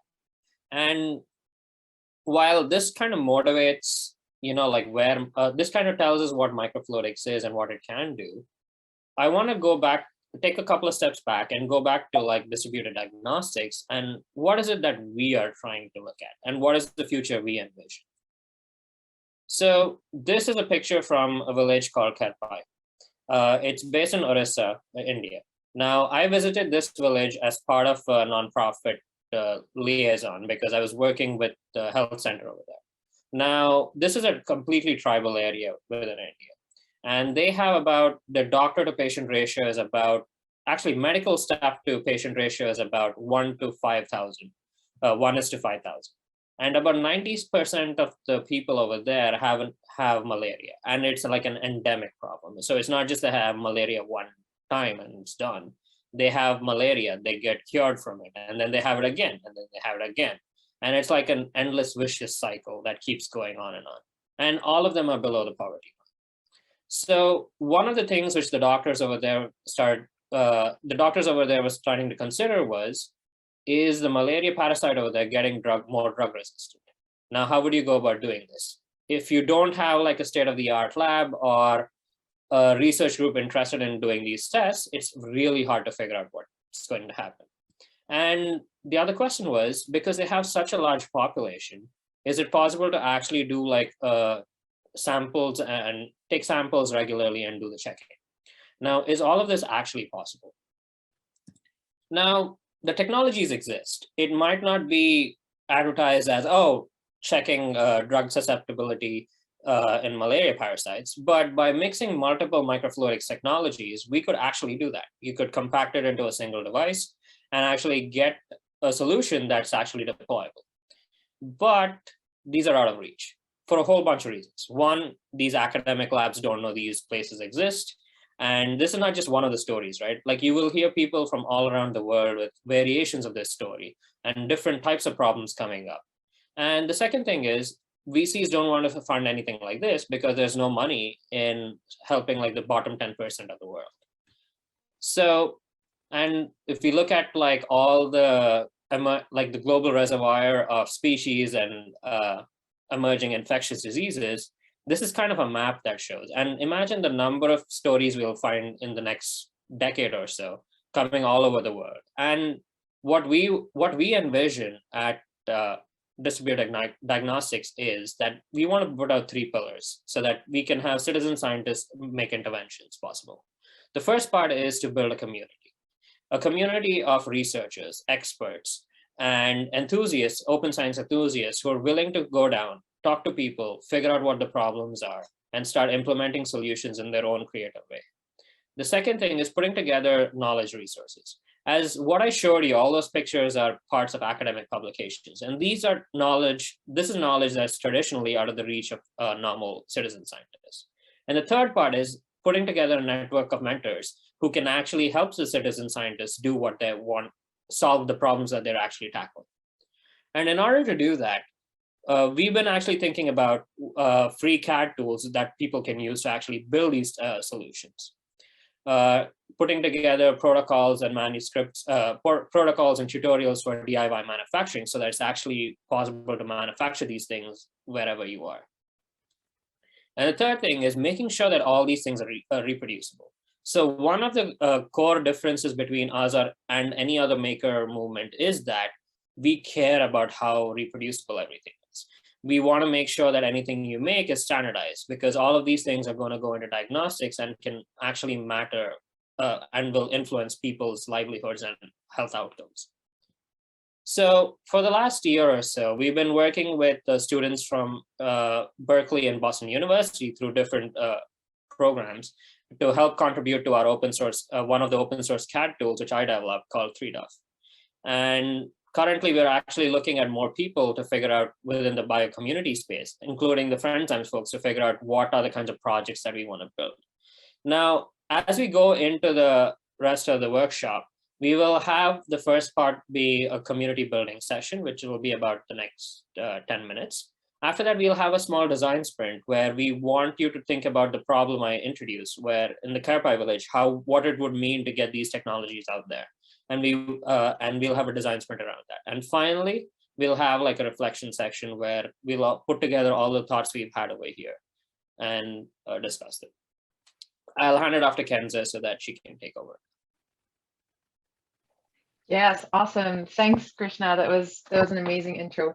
So I'll send everyone a Miro link right now in the chat. And this is kind of the board that everyone will be working on at the same time. Let me get it. All right. Miro all the time.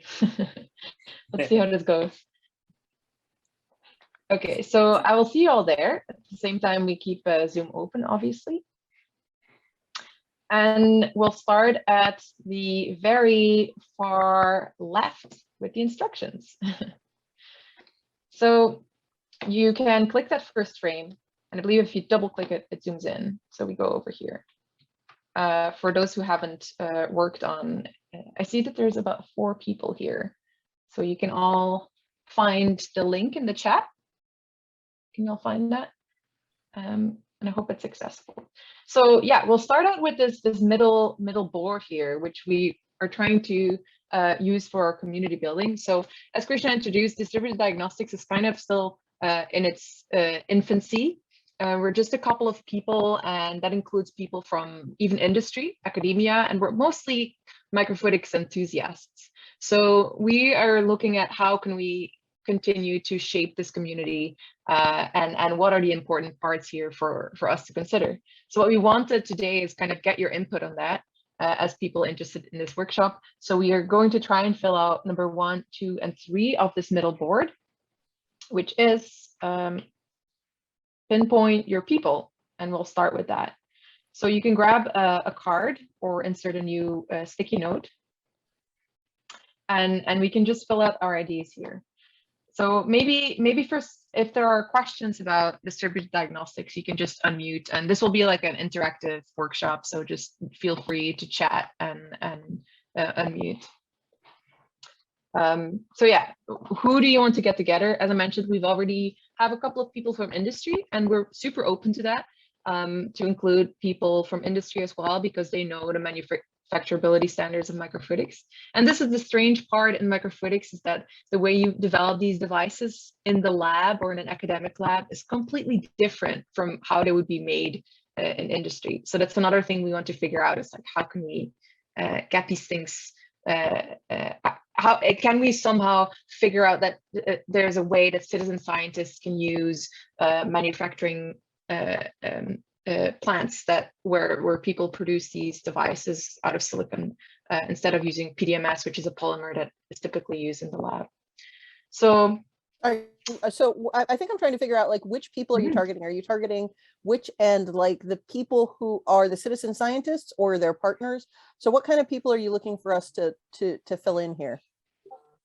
Yeah, we're looking at the people who would be involved in distributed diagnostics. So not like the community that we would be developing solutions for, but the people who would be best to be involving, who would be best to involve in our community as distributed diagnostics.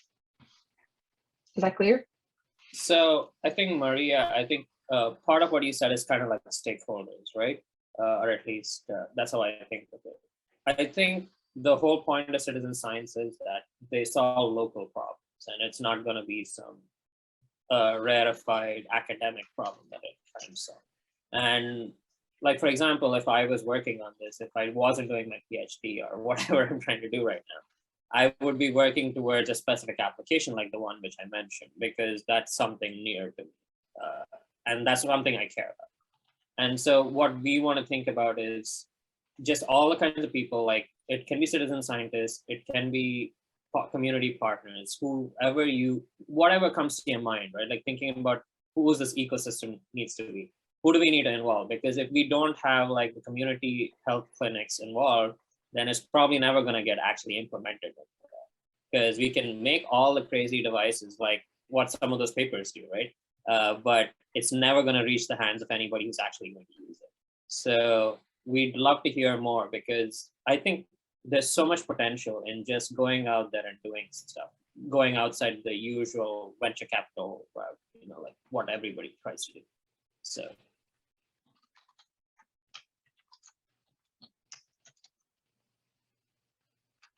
I'm loving some of these cards. So one of them says people with ancestry rooted in poor nations. I think that's great.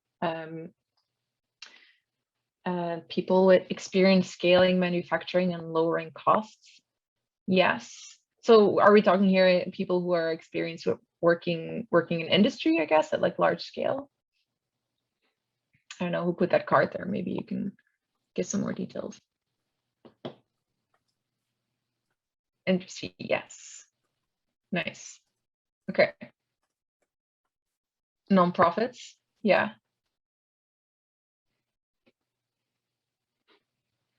Nice. Oh, I should have timed this. I forgot to time. I feel like we're already at 5 minutes. So, and so all of these cards, we will actually use this to help us build this community. So this is very nice, and we're very grateful for you all to help us out with this. So why will our people keep coming together? Is the next question, and I think majority of this would be the problems that we're trying to solve.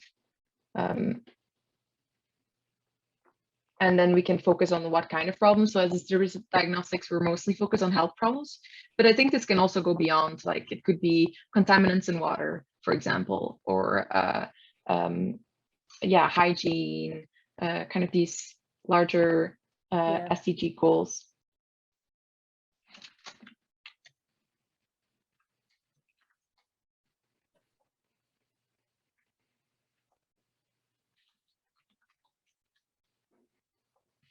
I'll repost a link to the Miro board for new people as well.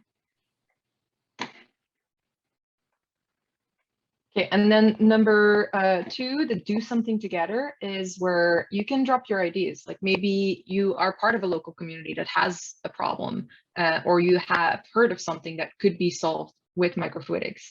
And our plan is that with distributed diagnostics, we can actually work on these projects. And that would be one of the things that keeps us coming together weekly, on a weekly basis, and actually figure out these problems together.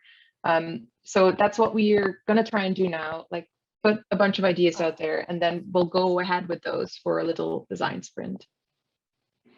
Am I the only one who always forgets that you can make Miro boards and like zoom in on them? Because I've been trying to read this and hurting my eyes. And I was like, yeah, you can zoom in.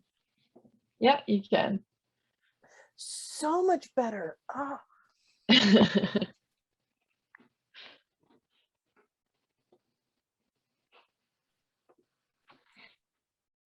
Right, so I'll drop the malaria ID, Krishna, over there.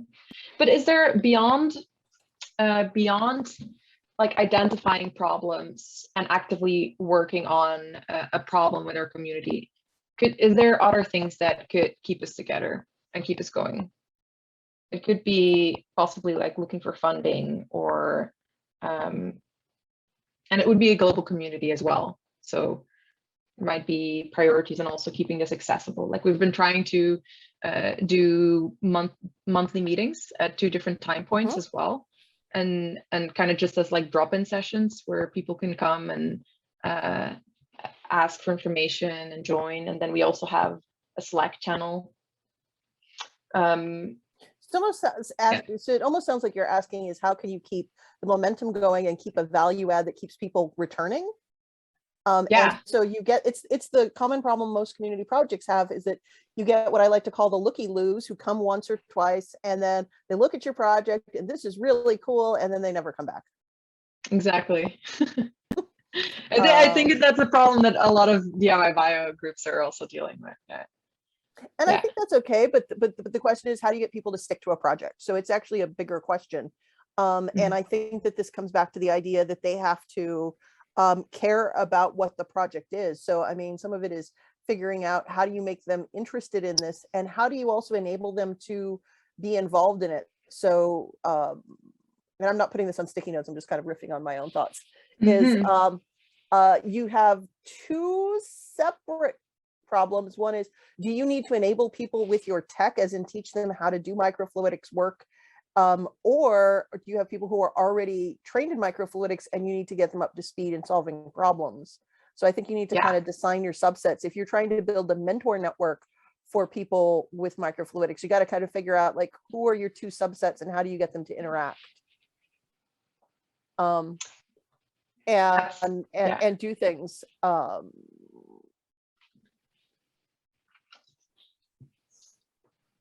Sorry. Yeah. I think through movement, so I'm going to sit here rocking back and forth. No, this is great. I think that separation is good, and we've been thinking about compiling a list also with experts who can then like reach out to their network and say and kind of promote the type of work we're doing, right? Yeah, but you have to make it fun too, because you have to make people interested in it. And why are they going to? You need a hook. So what I'm hearing is you both need a hook and a way to both hook them and then keep them. Yeah. The fundamental problem with every community project. Glad to hear Well. I'm not the only one who's like all work and no play. See, I'm all play and no work. My projects never go anywhere, but I can keep people hooked. That's So the skill maybe- I wish I had. So, I'm sorry for missing the opening, guys, but is Yeah. this KENZA? This is a project. This is distributed diagnostics. Is this like an inter-institutional collaboration? Yeah, we're more kind of a group of people who came together, mostly like Krishna, who was like, hey, KENZA, be involved with this. and then I started this, and now we have like a little Slack group and people from all over the world who want to make microfluidics more accessible, and kind of provide also an easy resource list on where to get started that can include companies who are open to providing their 3D printers, etc., like to citizen scientists. And then together we want to solve problems in health security using this. So that's where we're at, just at the early stages. Well, you guys should use, if Metafluidics is helpful to you guys, you guys should totally feel free to use it. We also have like a mailing list with like 4,000 people on it. So I think it's even more. I think it's like 4,000 people. Well, Yeah, you missed totally. a slide with Metafluidics in there, so we beat you to that. We're like, we're definitely going to use that. Yeah. Well, we should follow up too on like the community organizing parts, because it's sort of like for me, you know, it's a project. My Zoom is running slow. It's a project where it's like over the summers, I'll typically have like, you know, some undergrads or like some high school students like work on helping to like maintain the site and so on. But we haven't been like super active about like organizing around it. And if you guys are doing like organizing, you know, maybe we can collaborate and figure out how to like, you know, share resources and, you know, and so on, because that would be, Yeah. would be great. We would love that. Cool. Great. See, this workshop was already useful. When's your next meeting? Sorry? I said, when's your next meeting? We meet like every first Tuesday and Wednesday of the month. So that would be next week, I believe, the week after. Yeah. Okay, right on. Yeah, after Biosummit's over, like all of a sudden my calendar opens up massively. So Well, I was going to say you're I done would with be not Biosummit and Bridges. yeah, it's so crazy. It's so crazy, Maria. It's like next week, it's like all of a sudden I have no meetings anymore. It's like, it's Nice. just, I'm very excited. So we'd love to Enjoy support it. this. Super excited to see you guys are working together on this. Yeah, Nice. no, I love this. I mean, we were trying to get microfluidics projects, open source microfluidics projects going at BioCurious for about 2 years with limited results. A lot of enthusiasm though. Yeah. I think the interest is there. The interest from students, both high school and college students, is there. What I don't see is, again, that follow through where you can actually take that enthusiasm and then actually turn it into a real world solution. So figuring out what are the steps in the pipeline. And I think that's another step is maybe, you know, this is a sub-step of it, but defining what are your steps as far as what does it take to go from idea. So what does your roadmap look like? You know, what different steps along the way are you going to need? So you almost need like a roadmap planning session where you're like, okay, step 1 is getting people excited about meeting with Metafluidics. Step 2 is getting the mentors trained. Step 3 is engaging, you know, the students. Step 4 is, you know, at some point getting the stakeholders and getting some stakeholder problems that people can jump onto. You know, what sort of events are you holding? And really, this is for you know, Syrian and Danny, et cetera. This is that whole campaign roadmap that Abel talks about, you know, with the ups and downs where you're mapping what each thing is in your roadmap to your big goal. And there's a lot of steps in the way, and you just got to sit down and start mapping out what those mini things are and how do you achieve each one. Yeah, we need to recruit some of your fellows. Sounds like you do need to recruit. We've got 108 of them now, so there's a lot of fellows floating around the world globally. You're a little lucky because David has, you know, done the training with Abel like, I don't know, 5-6 times. Yeah.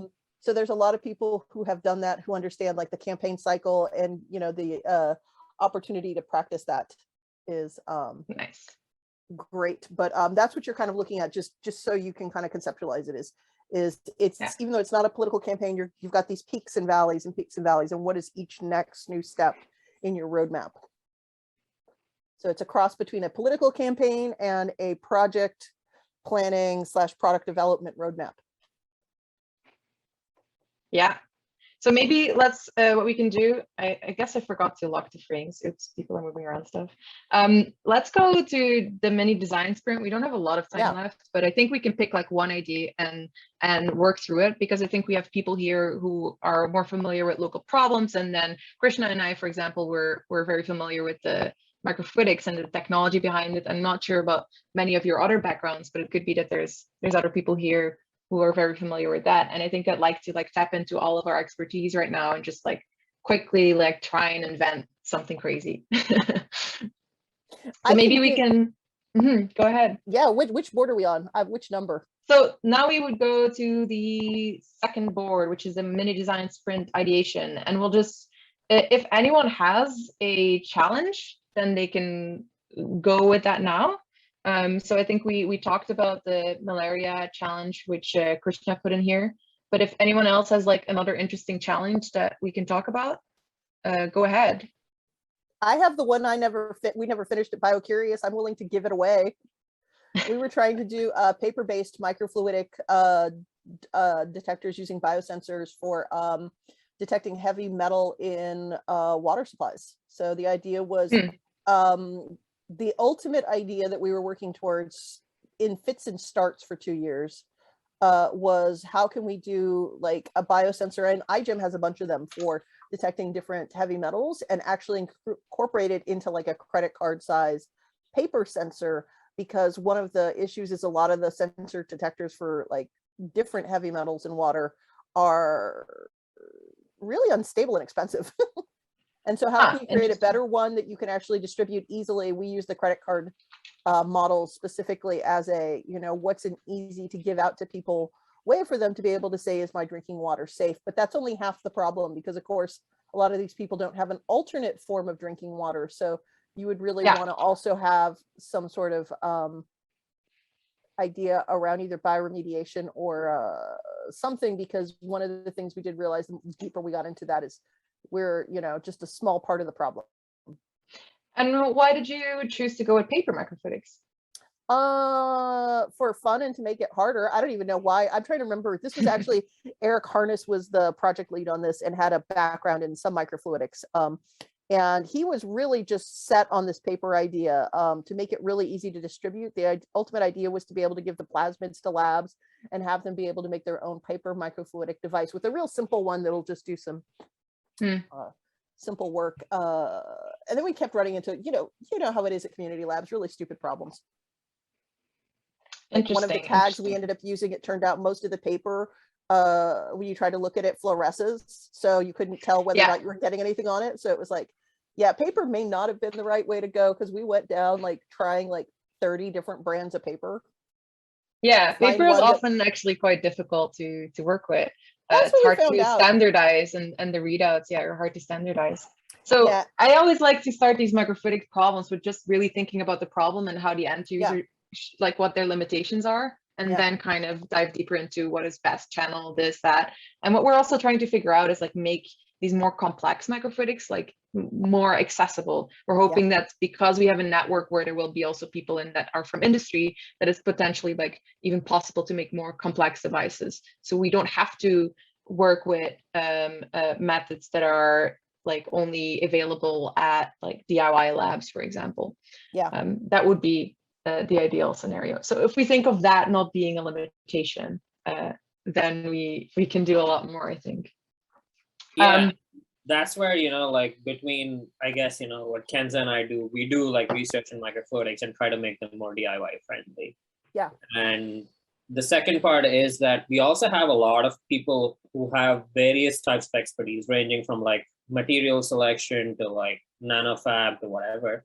The big question has been that, you know, if we have enough of these projects going around, we could potentially create like this, you know, fabulous manufacturing kind of ecosystem, you know, just virtually connect different manufacturers who can make small volumes. You know, maybe they're benevolent, and so they make a couple of 100 devices just for some impact and whatnot. So there are a lot of areas we can exploit when it just comes to manufacturing, because there's so many people who make these devices, and we can standardize some of those things. We're trying to simplify going from like idea to actual device, but idea, getting people involved and invested is super important. So we can go with this metal idea if you guys want. Danny, I also saw you put up your hand, I think. Was it? Oh, did I? I mean, I in my thought, like one of the things I've been thinking about is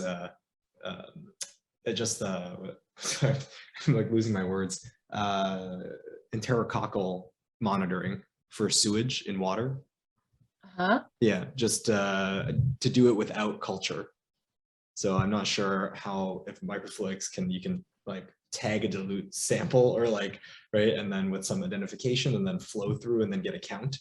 Yeah. Sorry, that was a particular bacteria or? Yeah, it'll be like Enterococcus, so like E. okay. coli, some sort of, right, like it's abroad. They usually use some selective agar to make this decision, but it'll include like a couple different things. Is this like in major, like larger cities in so this the would US, or I'm not familiar with it? That's right. This would be a problem in, so for New York City, the issue is during rainfall, the rainfall floods the sewage system, and then that sewage system, it's been engineered in such a way that it flows out into the regular waterways. And I mean, there are systems in place, like there are collaborations where people do sampling and then send them to labs and stuff. But I would think that culture is, it takes time. So culturing is a step. It's also like a biosafety concern, culturing. And yet, but like you can kind of, even though I guess it's biosafety to do the sampling, but I mean, the regulations aren't around that, right? So like people will go out and sample, and we just have to teach people not to like put that water in their mouth. I mean, that seems simple, but you know, it's still an important concern. Yeah, cool. Okay. Let's vote. Oh, well, someone else says, Naomi says that the overflow is a real concern. Should we go with that?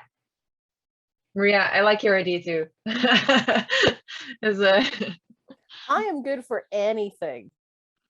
Okay, Cool. now that's a bad thing, right? Like you all need to, you all need to be partial towards something, or else, you know, it's gonna be like, what are we working?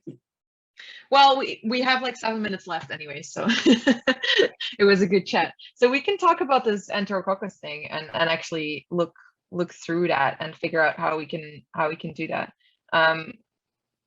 I assume it would probably be like, let me think. Well, if traditionally it's culture based, it's mainly for like amplification, and then you would probably do some like sequencing or something. So I think the way that it's classically done is the workflow is take water, pass it through a filter, because even the numbers of these bacteria are not high in a large amount of water. So they'll take a large sample, they'll filter it. The filter will be like some filter paper. The filter paper would then be moved onto the agar for the culture. And that's just for ID. So if it grows on that, then it passes the test, you know, it ferments, I don't know, some sugars that say that it comes from the human gut. Resistant to, it's EMB agar probably. I'm not sure the entire details. It's just like, that's what I know the parameters of. And this is a really interesting challenge, and I think I've read a couple of papers on this, but this concentration of samples out of water or environmental samples is really an interesting challenge. And I haven't thought very much about how to solve it with microfluidics, but I believe also Kevin Asfeld at the Media Lab is also working on this, but more from a biosecurity perspective. And it can be super interesting also for sequencing. So like if you're able to concentrate DNA out of sewage water or whatsoever, out of large volumes of water, being able to concentrate DNA then you can use that for sequencing, and you could potentially use it for continuous monitoring as well. So yeah, I mean, there's probably like this workflow is like sort of a very standardized workflow, I think, that exists for monitoring sewage and water, but there is the possibility that there are things that can't be cultured that are better markers of sewage contamination, and that those, right, like that then all it's about, then it is just about sequencing, right? Like getting a certain number of things to sequence. Adrian, I think you were unmuting. Did you want to add something to this? Oh, no, thank you. Okay. Just checking the water there, yes. Nice. Okay, well, so I think we're working with like large volumes and you need to concentrate something. I don't know how to go about that, And it would probably be like a continuous monitoring system would be really awesome if that's like real-time measurements. Yes, I mean, real-time would be amazing.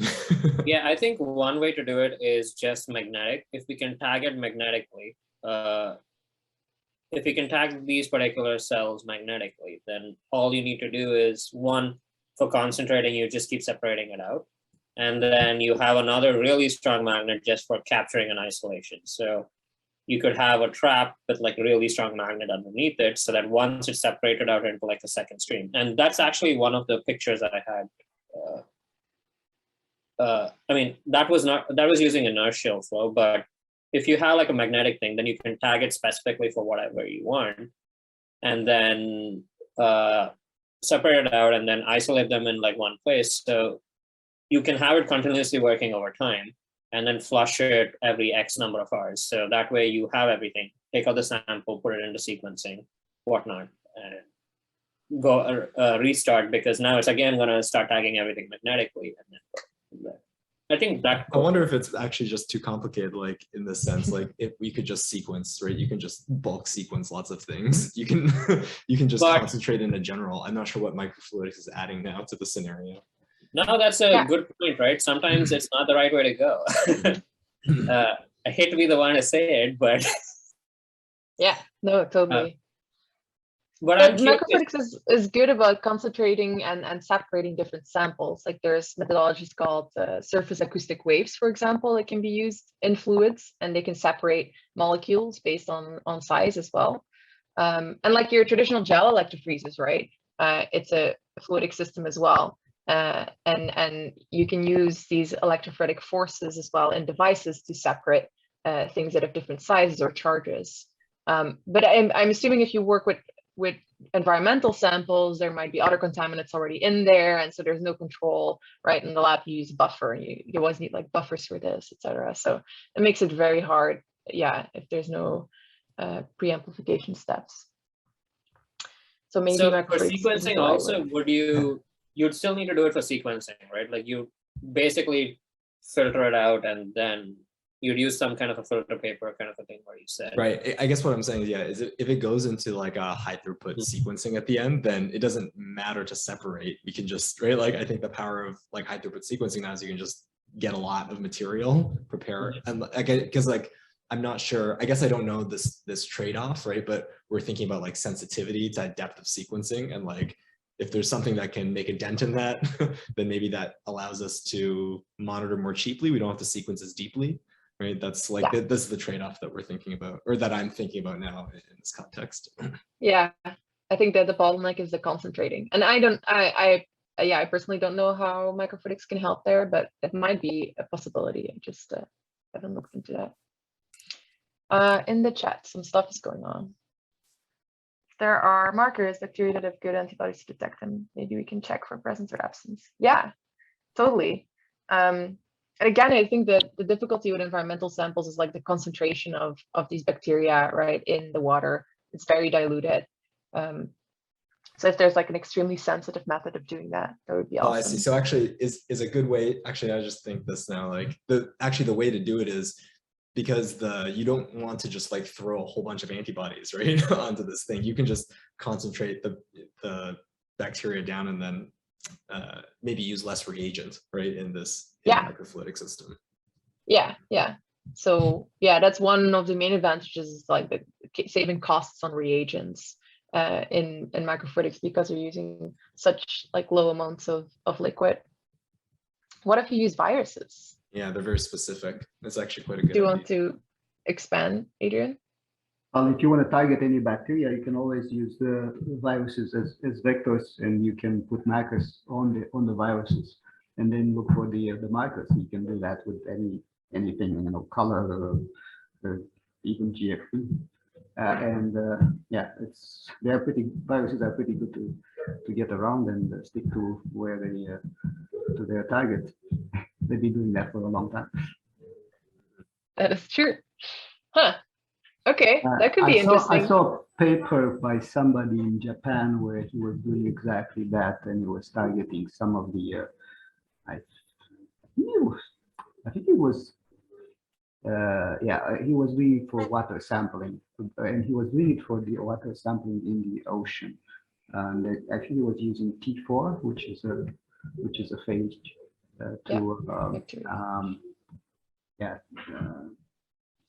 to tag the bacteria. So that, and yeah, I think he was pretty successful with that. Interesting. Well, I see that it's time. I don't think we can go over time, right? So I mean, the next session is at 4:30, but it's nice to give people a break so they can use the restroom. Yeah. So I mean, if we have a question or two, and maybe some final closing thoughts. Yeah, so I want to invite everyone to join like the distributed diagnostics Slack if you can, and then I dropped it in number 3 of the community board, so you can click on there. If you want to drop it in the chat too, maybe. Yes, I will do that. And also we have a calendar link that I will drop in the chat as well. So we have bi-monthly meetings, and okay. Dropping that in the Slack here. Sorry, the chat. I think it's such a great project. Thank you. Yeah. So if you want to be part of this, join us. Join for the fun. And as said, like we're just really early on, so we haven't really reached out to other groups yet, but it's definitely the plan to kind of start this all off through collaborations. So yeah, hopefully we'll see some of you interact with us. And without further ado, I'm going to turn it over to Ahmed Hussein from Port Coquitlam, who is going to, I think, continue a conversation that might have been had in another track called Let's Democratize Biotechnology. Perfect. Thank you, Danny. Here, I'll share my screen.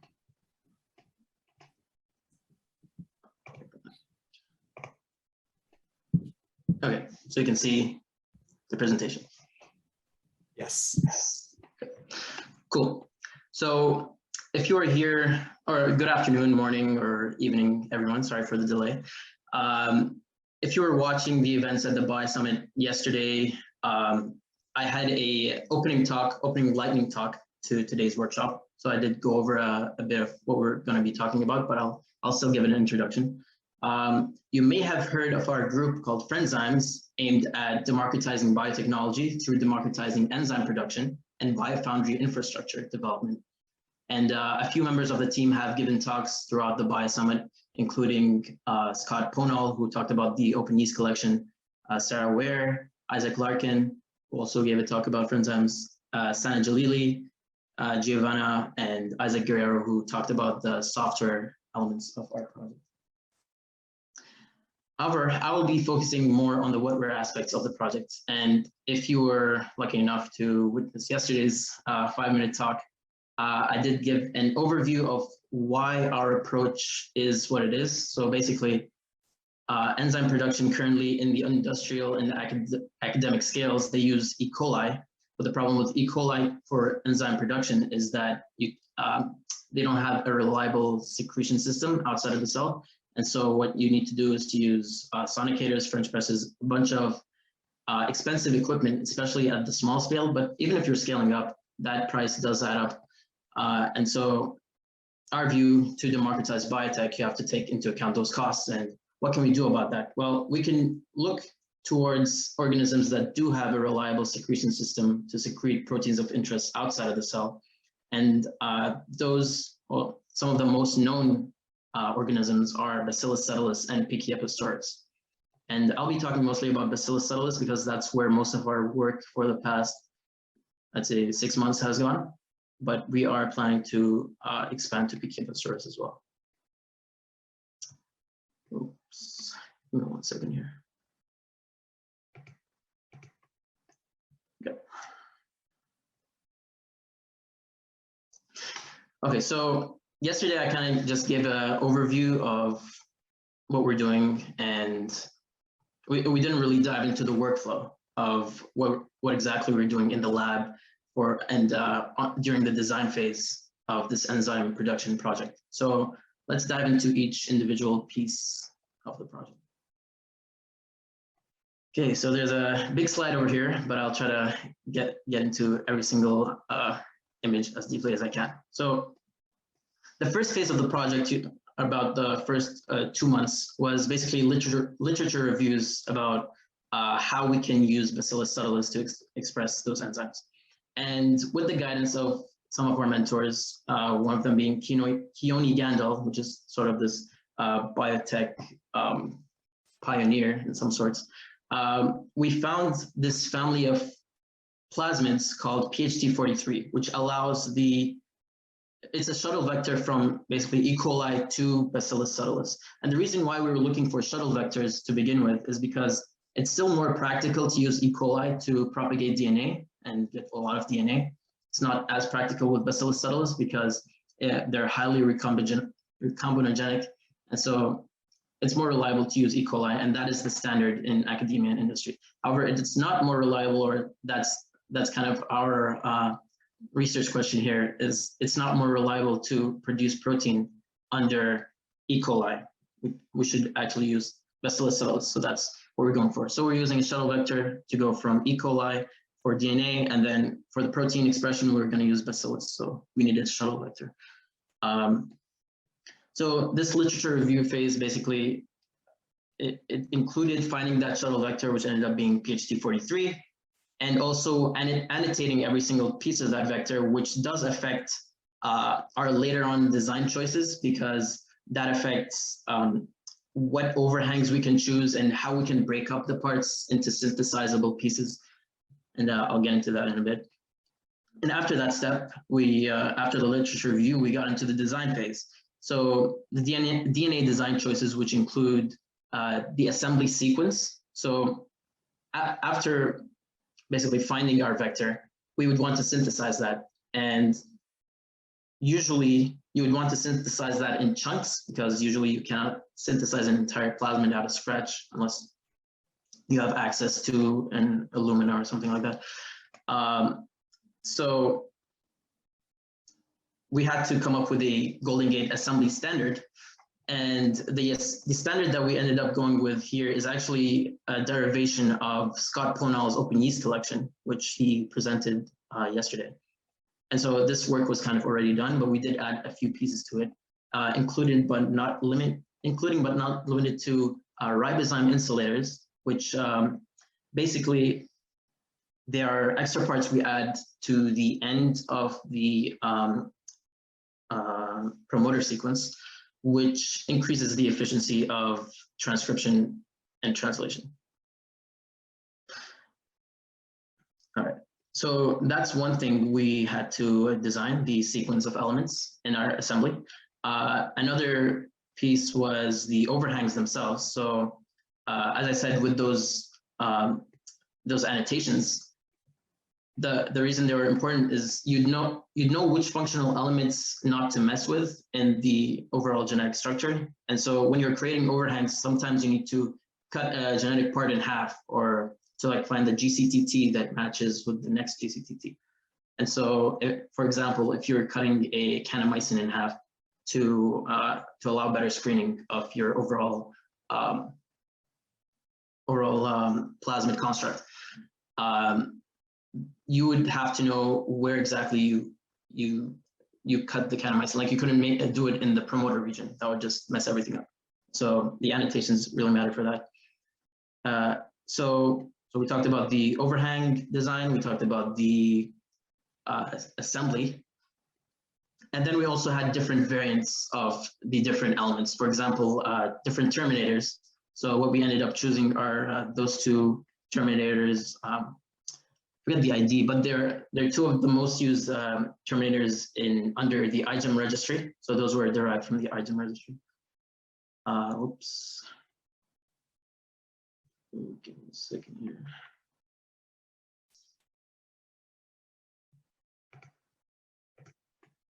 Yep. All right, and yeah, so terminators as well as promoters, anything that has a variant, really, we had to look through the literature to find which were most optimal for Bacillus, and we chose those.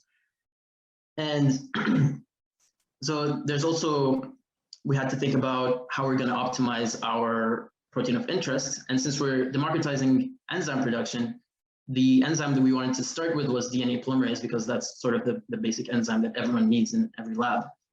And so this DNA polymerase, it is a specific type of DNA polymerase. It's called PFU-SSO7D.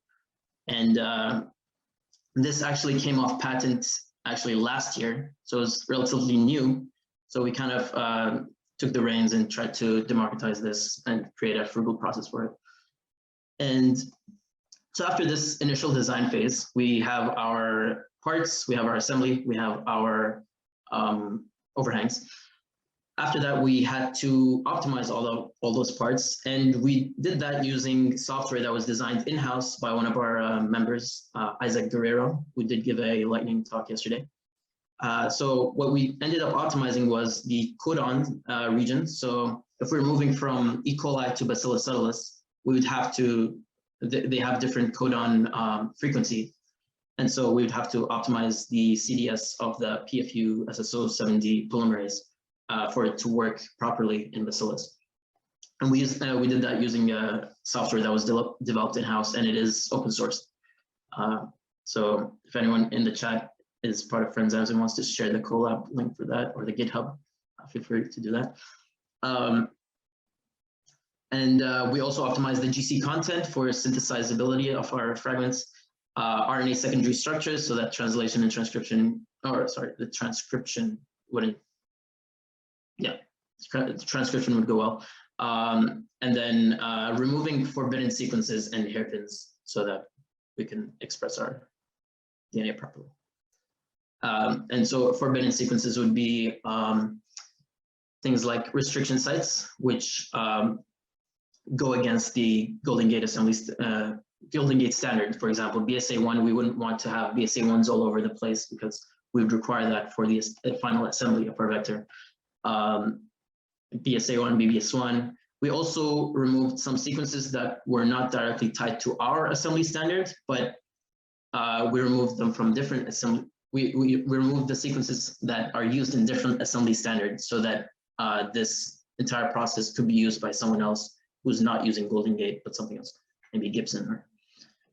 All right. And so after optimizing all those parts with software, we had to synthesize them. And so we used IDT and Twist. We had to cut the parts, and some of the parts we had to cut smaller than they were because they were over 3,000 base pairs, and some of those companies have limits to what you can synthesize. And so that was something we had to take into account as well. Give me 1 second here.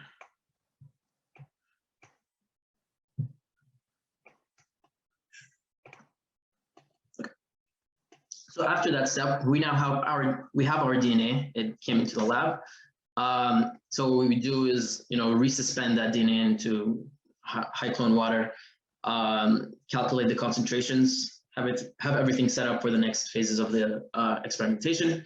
And then the first step is to do a digestion ligation of every single one of those parts individually into POpenV3, which is a plasmid vector given by FreeGenes. So you can get this for free. You go to freegenes.stanford.org.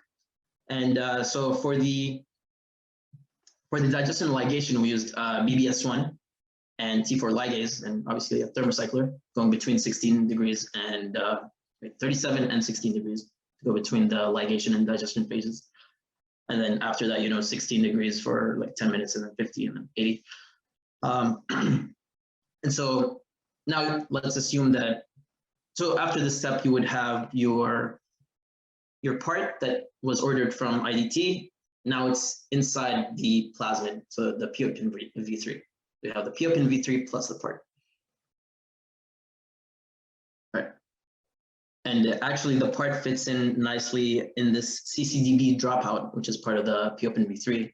And so that's how you would be able to screen for what, which of your plasmids have CCDB or not, and that you know which ones have your inserted part or not. And there are further levels of screening after that as well with antibiotic selection. Okay, so you have your parts inserted into POPIN V3. Now you want to transform them into E. coli. So here's an image of some of our parts transformed into E. coli. We basically want to do this, and then, so we're mostly finished with this part currently in our lab. So we transform into E. coli. We want to take minute preps of those colonies, and then we want to, so minute preps over here, there's an image down in the bottom left, and then we want to restriction map those minute prep clones to check whether or not they have our insert. And so if we get a positive result, we want to send that for sequencing just to double check, and then we want to streak them for backup. And so basically all this first phase is getting all of our parts into POPIN V3 for the level 0 assembly, for the level 0 Golden Gate assembly. And so we're using SNP Source, which is a company that does our sequencing for us. They reached out and they gave us a few free sequencing trials, so we're happy for that. And then after that phase, we wanted to move on from that level 0 phase to the level 1 vector creation, or level 1 assembly. We had to create a level 1 vector that we could assemble our other parts into. So it's easier to assemble parts into something rather than just throw everything into a Golden Gate reaction and have everything not assemble into anything just randomly. So we created this level 1 vector, sorry. And it includes 2 of our core parts, which we chose as the E. coli origin. And I believe it's the E. coli origin and an RFP dropout. So that dropout is what would drop out after you add in the BSA1 in the next step, and you'd insert all of the rest of your parts. And an E. coli selection marker,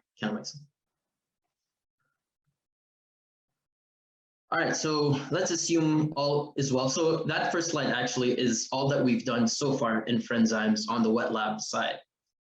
So we actually have not gotten to the production phase yet. It's still very much an experiment in progress.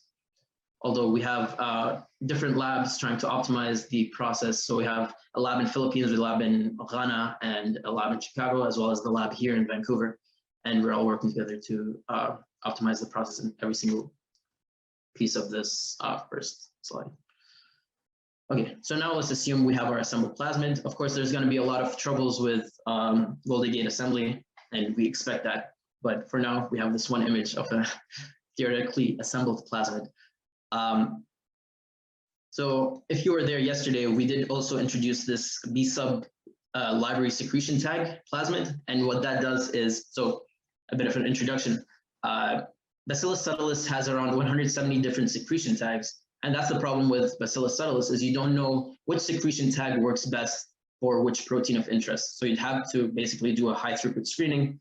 And so we have developed a library plasmid, including all of those different secretion tags, actually flanked by 2 restriction sites, the same restriction sites for every single secretion tag, and the same 5' and 3' overhangs to fit into our assembly standard for every single one of those secretion tags. So basically the idea is we have our assembled plasmid, and then we drop that in a reaction with our library plasmid, this one down here. we actually have 6 of those library plasmids. So we're figuring out how many would we add into one reaction. Is it better to add 6 or add 1 and then in sequence? But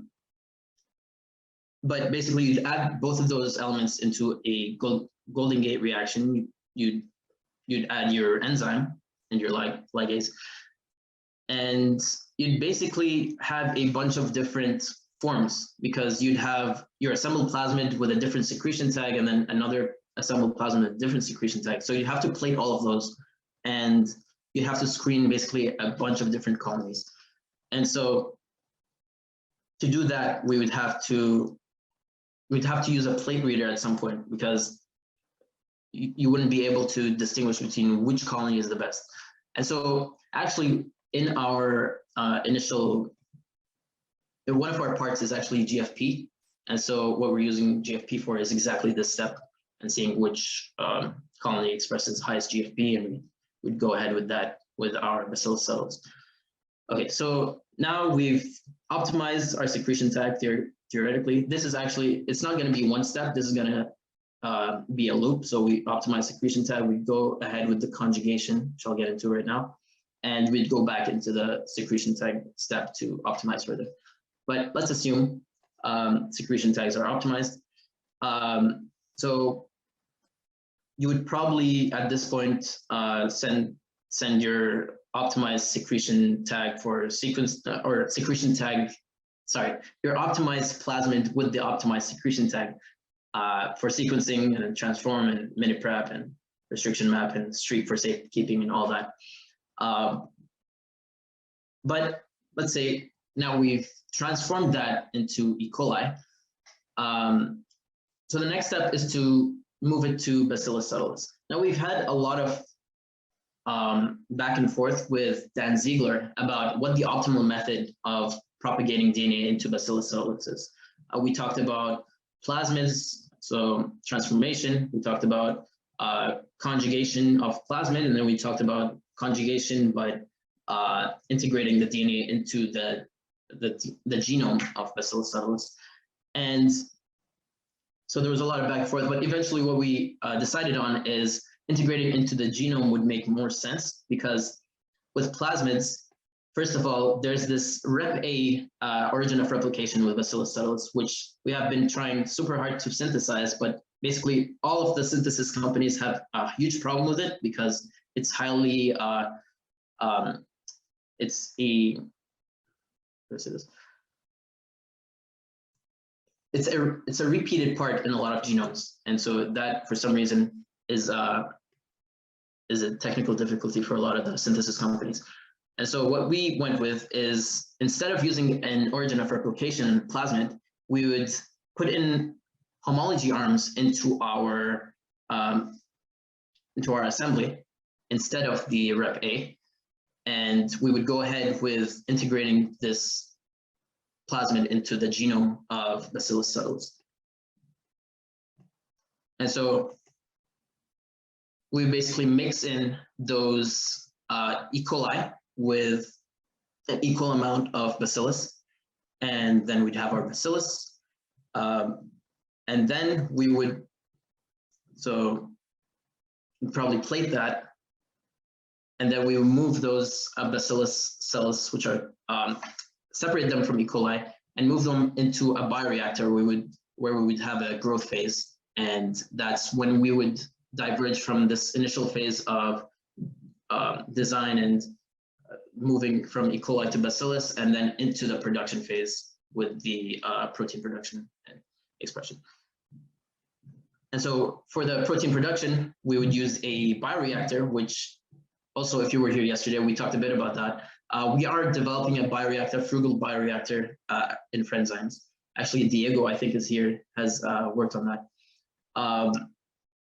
And we've also talked to Dan Ziegler about the optimal conditions for Bacillus subtilis and their specific strains in the bioreactor.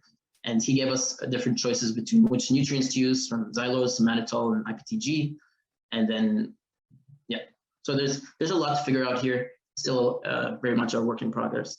And after that phase of production, of expression, we move into protein purification, which for thermostable enzymes, we could reliably pursue heat purification. Although if you wanted to try to make this process generalizable to non-heat resistant enzymes, you would want to use something that's a higher purification yield. And so you'd either pursue dialysis, which you could do frugally, or you do frugal secretion and frugal chromatography, which, as we know, chromatographic columns cost a lot of money. So one thing we've been thinking about with our mentor, Dushyant Sirvaratnam here, is using silica binding domains. And Dushyant has developed a method to basically create those silica beads and extract them from sand, basically, and purify enzymes with it. And so if you can think about purifying those beads from sand, that sounds pretty cheap. And so that's what we're going for. And then there are also ELP tags. I won't get into that right now due to time, but they have been off patent as of 2021. And so I believe I've gone over the architecture of the library secretion tags, although there's a paper over here that we based off of for all of the secretion tags that we included in our library plasmids. And also this collection of library plasmids, 6 of them, is on free genes. So anyone who would like to order it can do it for free, and it'll ship right to your lab. And yeah, I believe I'm out of time here. It's 2 p.m.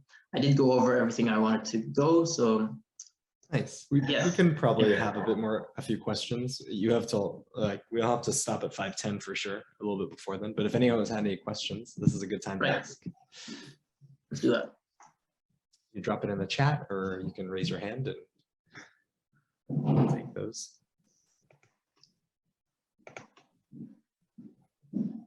Super quiet room today. Come on. We gotta have End questions. Of the day.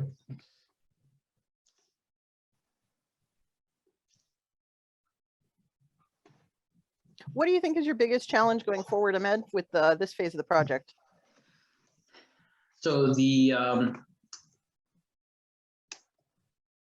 this phase, the one we're currently on. So the biggest challenge right now was the Rep-A gene, which to move from E. coli to Bacillus, we had to figure out either how to synthesize the Rep-A gene, which we do have someone working on that using oligopools.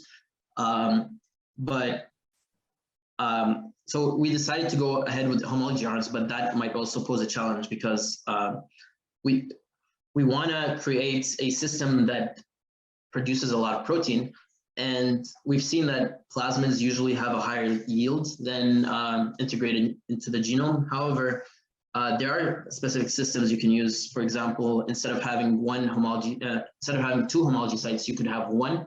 And what that does is you could have like repeats of the entire sequence, like double repeats.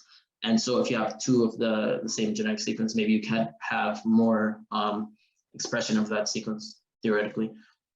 So that's something that we're still working on.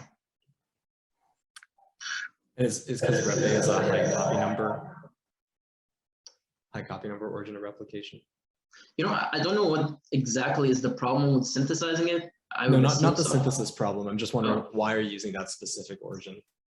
Oh, that was basically derived from PHT43. And so we want to stick to the natural plasmid. Gotcha.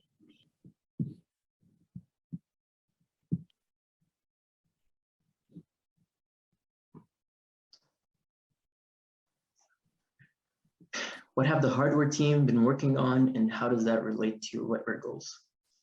Okay, so basically under hardware, we have, I would say, 3 main projects. We have the bioreactor, which is probably the biggest one. We have the plate reader, which we will be using for the GFP. So this step, for the GFP screening of the different clones. And also we have OpenTrons robots, which I guess is more of a software thing because we're developing protocols for those to be used in our lab for things like restriction mapping and anything that requires mixing reagents, basically Golden Gate reactions.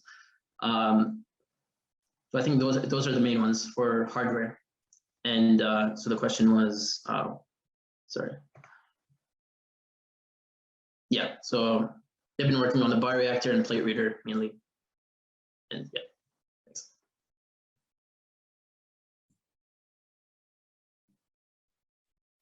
This is kind of more of a high level question, but I know one of the biggest issues with iGEM projects in general tend to be the drop off of working on them once they're done. So how are you guys going to keep this going forward? Oh, okay. So I think there is a bit of a misconception here because Friendzymes started way before iGEM. Friendzymes was actually from, some of our team has engaged more in the project because of iGEM, but most of the team has been around before iGEM, and at least most of the core team. It was actually a project. So Isaac Larkin, who started Friendzymes, took this online course from Stanford called Frugal Science. It was led by Manu Prakash, which some of you may know from the what is it, the Foldscope. He developed the Foldscope, and so a lot of our Friendzymes team was from that online course. It was just Isaac networking in there, and so I wouldn't say it would decrease productivity after iGEM. I think a lot of our core members are still interested in the overall theme. So yeah. I guess we'll go into the final session. This is protein sonification, the tessitura of our DNA. I think we have Naman and is it Dayemi here, or is it just going to be you, Naman? He is on his way. Oh, he's on his way. Should we Yes. wait then? So like maybe like a minute or so. Okay, we can wait. All right, sorry about that. It's okay. You have till 6, but the next session doesn't start until 7. So Gotcha, there's like gotcha. a big gap, but we want to let people have some space to step up and leave. So of course. Get some food as we head into the evening. Hope everybody's had a good bio summit. I have a question. How many in here is this your first bio summit? So My first. it's your first. What did you think? I think it's been great. It's a really good way to get the overall like global community involved with these sorts of concepts, because usually you never see stuff like this be demonstrated within like, like, because I'm a university student, I don't see stuff like this on a daily basis. And I think it's really cool that you guys are able to organize an event like this that brings together like the global community and like, hey, this is biology. We do cool stuff too. You don't have to be like a doctor or like a healthcare provider or like a super crazy scientist to be involved in this kind of work. Yeah, that's kind of our thing is enabling science, enabling the community, and bringing together scientists in academia, outside academia, in industry and communities globally. And it is, if you've noticed how many countries people are from, one of the most global conferences you will probably ever attend. Last year we had 62 countries attendees from 62 countries. We were really, really hoping that this year we'd be able to go in person, but COVID and whatnot. Oh, I know. So, Don't even. I've been organizing this conference since year 1, and yeah, I miss going to MIT. I admit it. We were really looking forward to coming. All righty. All right. So let's kick things off. Go ahead. You ready? Yeah. Let me share my screen. Should be good. Let me know if that's coming up. it is. Sounds good. All right. So, hello everyone. Thank you so much for coming. We are Polysaccharide Party, and we are going to be giving our presentation on protein sonification, the tessitura of our DNA. So, who are we? So, my name is Naman. I'm a senior biological sciences student at Rhode University. I am very heavily involved within computational biology research. I'm also a multi-instrumentalist. I play a lot of music illustrator in my free time. I added my Instagram handle right here over here, Bird Boys, and my ORCID ID in case you guys want to check out some of the research I do.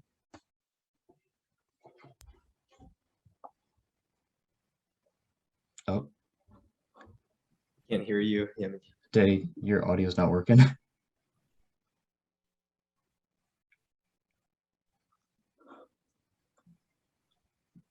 Maybe disconnect and reconnect. That usually solves the problem.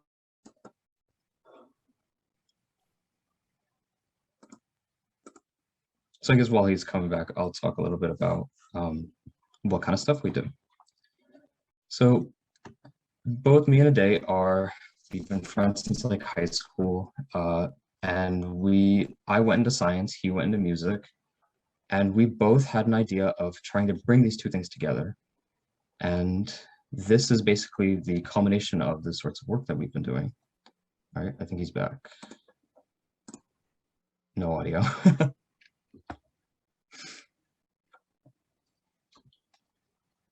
But last year itself, we did a project with the American Society of Microbiology, where we basically took a bacterial protein that's commonly found within species that thrive within the human gut microbiome.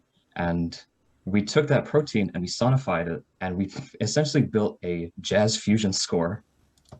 And we shot a music video and we sent it to them, and they loved it. All right, I think your audio is good. You can hear me now? Yep. All right. So I guess I'll introduce myself. My name is Yemi Ogunkanmi. I'm a musician. I go to the Peabody Institute of Johns Hopkins University for music for new media. And I compose music for multimedia, whether that's TV, video games, film, anything like that, you name it, I compose for it. I'm a multi-instrumentalist. That kind of ties hand in hand with me being a composer. And so along with that, I also do audio engineering, mixing, processing, editing, sound designing, things like that.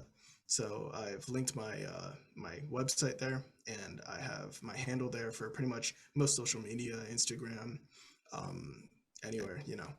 So I go by Shirokishi. So there you go. So I already kind of described a little bit about what Polysaccharide Party is, but we are essentially a collective of musicians and scientists that are interested in the application of music within molecular biology. So a lot of us are based around the South Jersey, Philadelphia area. And currently, a lot of our projects have been revolving around the sonification of proteins into creative works. And we hope that we think that there's a lot of potential for this sort of interdisciplinary endeavor and we hope to showcase how these sorts of things can be unlocked. You know, you don't really think about the application of music within biology. It's a little funny to think about how involved something like the visual arts are. So like illustration and drawing, like I work as a medical illustrator. You kind of don't want to see photos of, you know, like a heart biopsy, but there's a lot of illustration that goes into that. But why isn't music also used? You know, and there's sort of this disconnect that occurs between, you know, actual like hardcore science and performing arts. And so we're trying to bridge that gap and show that there's actual legitimate application with these two fields. And so before we get into it, I just want to make a general introductory structure about what are protein structures. Since a lot of our work revolves around these little molecules, what are they? So proteins are complex molecules that are composed of 20 different amino acids. And these are the machines that allow your body to move and function the way it does. Without proteins, hell, you wouldn't even be able to attend this conference. You wouldn't even be able to click on your mouse, right? These are the things that allow us to function as organisms. And so each of these amino acids, which makes up the protein, has a particular quality. So either it could be polarity or charge or isoelectric point. These are different properties that allow these proteins to fold and function the way they do. And so we use these structures and these amino acids as the template for a lot of our compositions. So we have this protein, any protein that we take. How are we going to go about sonifying it? So the first thing we're going to do is find the protein that we want to use. So in order to do that, we can use UniProt, Protein Data Bank, and put that into Python and find the ideal amino acid sequence for sonification. Now, you don't necessarily have to choose a specific one if you're using this for a specific practical idea, but since we're kind of bridging the gap here between art and science, we want to find something that'll really just like send the message home and create something that we know is going to be the optimal musical kind of protein that we need, as strange as that sounds. So using those things, we're able to figure out which amino acid sequences are the best ones for creating a consonant, good sounding musical piece. So from there, taking that protein that is ideal for creating art out of, we move into step 2, which is converting that sequence into notes. So that conversion is done by comparing the molecular weights, putting them in order from lightest to heaviest, and organizing it in a specific way with the Western 12-tone equal temperaments music scale, which I'll go into a little bit later. I'm going to give you a bit of a music theory lesson, but we take those amino acids and we lay them out based on their molecular weight, and we organize it so that each amino acid has a note attached to it. So then that can create its own aleatoric melody, a melody that isn't determined by our own choice, but rather by circumstances completely out of our control or something random. So this is out of our control. It's a protein that we have that we convert into notes. So that melody isn't controlled by us. We just have to take that melody and create something beautiful with our own musical knowledge. So that ties into step 3, developing the music. So with the musical idea, we use our own expertise and our own artistic liberties and harmonic interpretation to take that melody and give it harmony. So we're taking that kind of random assortment of notes that don't really have any sort of connection to each other, and we create that connection through rhythm, through harmony, through format of the song. We take that and we get creative with it. We take that representation of the data, because this isn't just meant to be representation of the data, what we're doing here at least. This is meant to be taking this scientific, this protein, something completely scientific, something within our own bodies, and creating art out of it. So with art, you have to take artistic liberties. So that's what we're doing here. We're taking that and we're mixing it up so that it sounds really cool. And it's mostly based off of something that is intrinsic to every human being.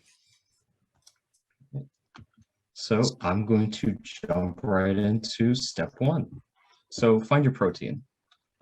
In order to do this, we utilized a number of programs. UniProt was one we mentioned, Python was one we mentioned. Visual Studio Code is personally my go-to whenever I'm working with Python, and Git Bash. And so I'll go into the actual code that we wrote and how we actually went about finding the protein that we used for our project. So I'm going to here, and let's go into Python. All right, so this is the code that we actually wrote up in order to analyze which sorts of proteins would be the best for us to use in developing a musical composition. Now that sounds kind of weird and sounds a little contrived, but I promise it'll make sense. So first step, define your protein sequence. If we don't have sequence to work with, we don't have anything. So this is one that we are currently working with, but for the sake of right now, I'll copy it and I will get rid of it. And so we'll go into UniProt and find a random protein and we'll throw it in here and see what our output is. Next step, we have to categorize our amino acids. Python doesn't know which amino acids are polar and which ones are non-polar. So we have to tell it. For our demonstration, we decided to group together the non-polar amino acids together and then the polar/charged amino acids together. This way, there's 10 non-polar and 10 polar/charged. And so each amino acid is represented by a single letter. So within the non-polar, A represents alanine, G is glycine, V is valine, and then so on. And so now that we've defined our 2 categories of amino acids that we're looking for, we want to define our initial variables. what is the actual output that Python is going to give us that tells us like this is the number of nonpolar and this is the number of polar/charged. So when you define these initial variables, they have to be set at 0. Once we actually start the compilation sequence, then it'll add gradually to the total number of nonpolar or charged. And so like, let's say in a sequence, we have 5 nonpolar, it'll add 5 to this number. Next step, we get into the actual compilation of these different numbers of amino acids between categories. And so for this code, this is probably the most complex thing there is, but I promise it's not that difficult. So for amino acid in the sequence, AA represents amino acid, sequence, which we defined up here. If the amino acid is nonpolar, which we defined over here, it'll add 1 to this nonpolar number. And additionally, we added an elif statement, which said if the amino acid, AA, in the polar/charged category, which we defined up here, add 1 to the total/polar charged variable. And just for posterity's sake, we added an assert statement. This basically tells us add the total number of nonpolar amino acids and add the total number of polar/charged amino acids. And if it doesn't equal the actual length of the sequence that we put in, let us know. So this is, I just wrote try again. Basically, if the numbers don't add up, run it back. And finally, the actual output printing.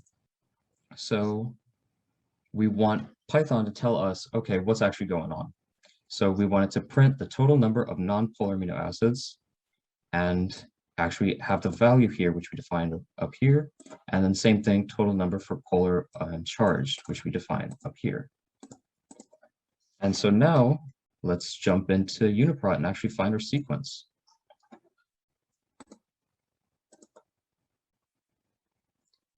All right, so this is UniProt. It's basically a huge database that contains tons and tons of biological data relating to molecular biology. And so we can go through this, and basically there's so much data here that it's almost overwhelming to the point where, you know, you don't really know what you're looking at. And in order for us to actually be successful in finding the protein that we're looking for, we have to think about this in a textbook way. It's like, okay, we have nonpolar and polar amino acids. Let me think back to my cell biology class. Where do we usually find the nonpolar or polar amino acids? Because when we actually go to compose something, we are heavily relying on those two different types of categories. I'll actually go into this later down the line. But essentially, we want to have a disproportionate ratio. We want to have more nonpolar or more polar within the sequence. And so how do you actually go about finding something like that? So just from my own brain, I'm just going to pull out a transmembrane protein. These are proteins that are usually found within the cell membrane of any sort of cell. And they have regions that are polar, which are going to be like the outside and the inside of the cell, and non-polar, which are inside the lipid bilayer of the cell. So we'll just hit search. And this usually takes a second to actually find stuff. But once we have an outputted list of proteins that we can use, we'll go in and we'll use the FASTA file, which gives us the full sequence length. We'll throw that into Python, and we'll see what our outputted data looks like.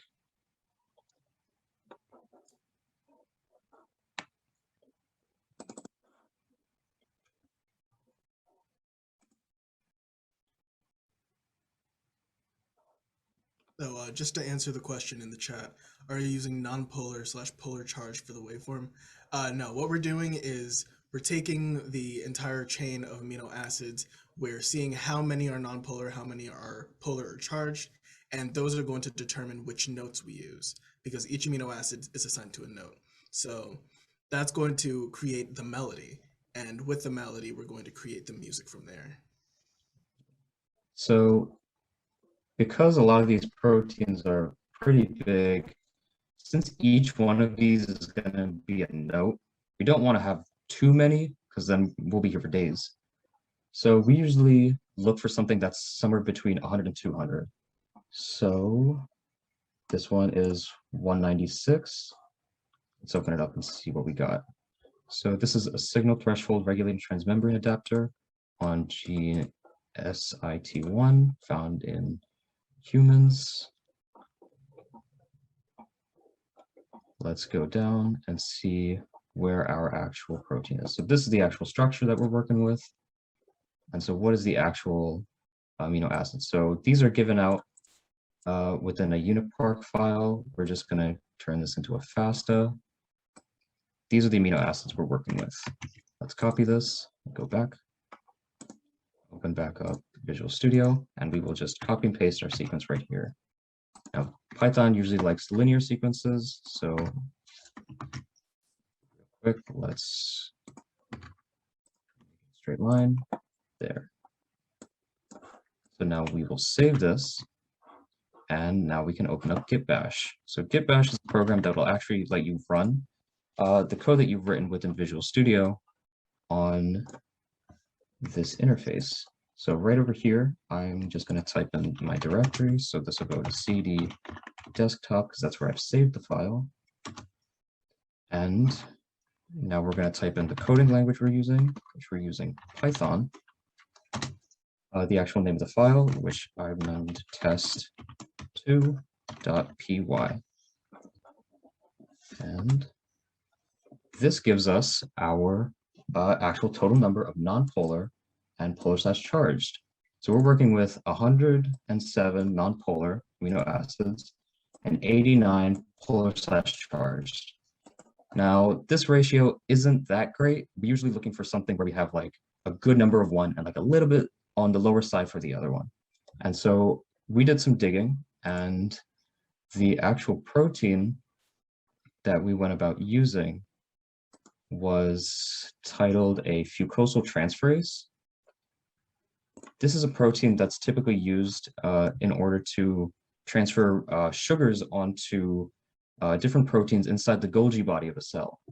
So let me see if I have the actual code. I hope this is this looks like a different one. It's somewhere over here.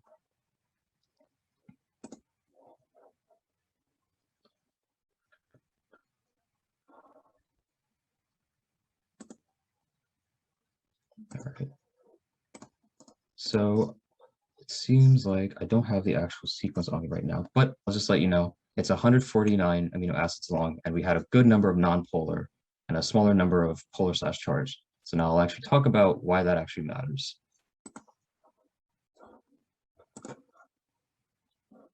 This zoom bar on top is not letting me go back to my thing. I will stop my share, open it back up, and I'll see if I can get this back up. All right. Share screen. All right. So now we're actually talking about the amino acid conversion process. So there's 12 notes within the normal equal temperament system, but there's 20 amino acids. So how do we turn 20 into 12? So this is the actual protein sequence that we were using. And this is our sonification key. We essentially took the lightest amino acids based on molecular weight and assigned them lower notes. So glycine, which is the lightest amino acid, is put on C4. And tryptophan, which is the heaviest amino acid, is put on E5.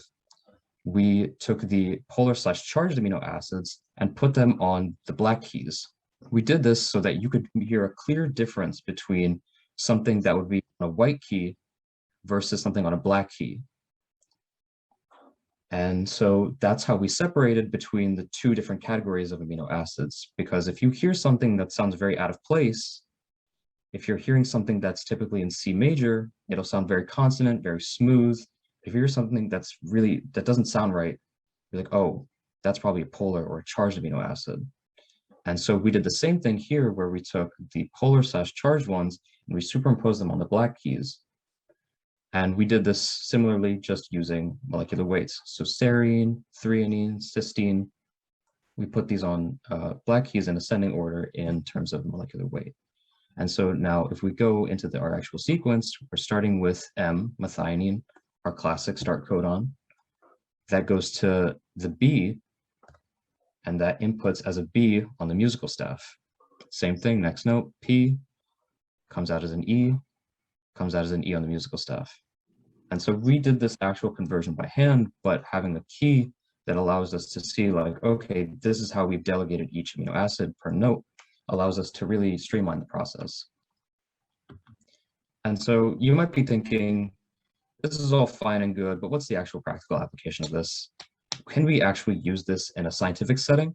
So the amino acids are arranged in sequences that allow them to fold in proper ways. And if they don't fold right, they're not going to function right. So for example, a nonpolar amino acid is going to be most commonly found within the lipid bilayer of a cell, like I was saying before. But if we're able to create a system that allows for easy recognition of these sequences, particular qualities, we can better identify their location within the overall protein. So if we're hearing disparities between different sequences of notes, and it's like, okay, this sounds really out of place. This is probably a polar or charged amino acid, and allows us for easy identification of whole sections and domains within a complex protein. And it all relies on the naturals and accidentals of the C major scale.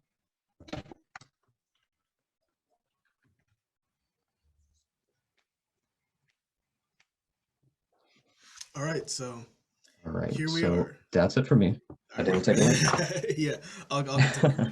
So now we have our string of amino acids that have turned into notes. We have our melody. But it's not really a melody yet. It's kind of just a random assortment of notes.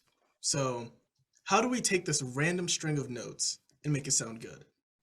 That's where the creative aspect comes in here. So we're going to develop this idea. So how are we going to go about this? So there are 3 more, other than melody, which is what we have, there are 3 more aspects of it that determine, well, actually, I guess 4 aspects of this this process that takes this random assortment of notes and creates some music out of it that's nice to listen to. So the first thing that we want to look at is rhythm. Right now, we kind of just have note after note after note after note, but you know, we have to have like a certain tempo. We have to have a certain time. There has to be some sort of rhythm. There has to be some sort of groove. And so we have to kind of think and figure out, okay, is there anything specifically that we want to make this sound like that relates to the protein itself? Do we want to just make something that sounds cool? Do we have a genre in mind that we want to choose? You know, what kind of rhythm are we going to go with when it comes to the melody and the song as a whole? So that's the first thing that you're going to want to consider. The second thing is the harmony.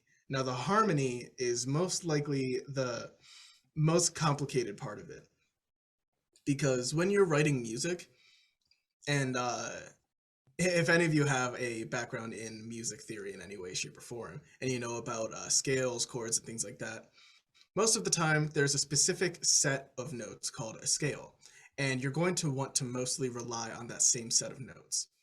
The most basic one is C major, like we mentioned before, and that's all of the white notes there. So that's the reason why we want mostly non-polar, or if you want mostly polar, because that could be a different scale. But mostly non-polar would be ideal because it stays within one scale. It sounds the most sonorous, the most consonant. But that doesn't always happen. So we have to figure out how we take these notes that are kind of everywhere and give it context within harmony to make it sound good.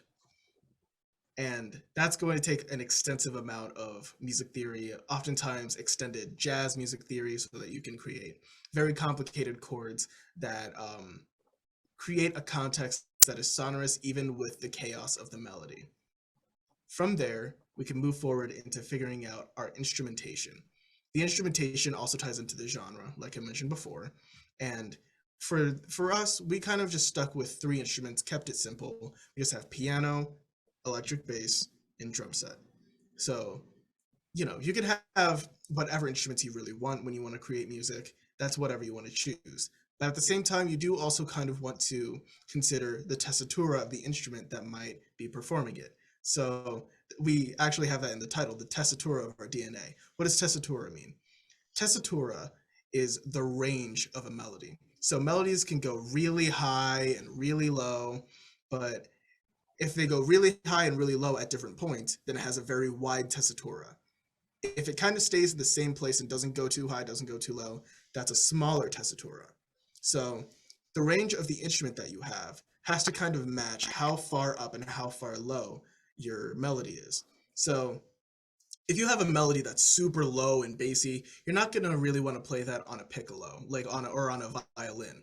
You're going to want to play that on a tuba, a trombone, something lower that'll be able to do that. If you have a really high melody that has a very wide upward tessitura, then you're going to want to play that on a piccolo or a violin. You're not going to want to play that on a tuba. That would be absolute pandemonium on somebody's lips. So with that, that's something you're going to have to consider when it comes to your instrumentation. Thankfully, we chose a piano. And so pianos have a very wide assortment of notes. You can kind of go wherever you want. So that makes it very simple for us. From there, we go into probably the most creative aspect of this, and that's formatting. With the melody that we have, there's nothing really that repeats. It's all just a constant string of all these notes that are randomly chosen by this amino acid sequence. So we kind of have to pick and choose which sections sound really good. And we kind of take that and we're like, hey, let's make that a chorus. Let's make that a hook. Let's make that something that people are going to go home humming. So we're going to repeat that. We're going to repeat that a few times. And, other parts, we can keep that as just like a linear melody, maybe keep that as the verse. And then from there, we hit the chorus or the hook and we repeat that a few times. So that's going to be a certain section of those amino acids. And then from there, you can also add parts of music there that don't have a melody. So we have the freedom to do that because we're creating something creative. We're not necessarily trying to just represent the data here. We're trying to make something. So we can add little little spicy flavor things that don't involve the melody, but are kind of just us expressing ourselves and kind of just like, okay, we're going through this amino acid sequence, stop, we're doing our own thing, back into the amino acid sequence. So we're kind of taking what we have and we're mixing it up a little bit because we want to create something that's based off of that, but not just a representation of the data. We're making art. Next slide.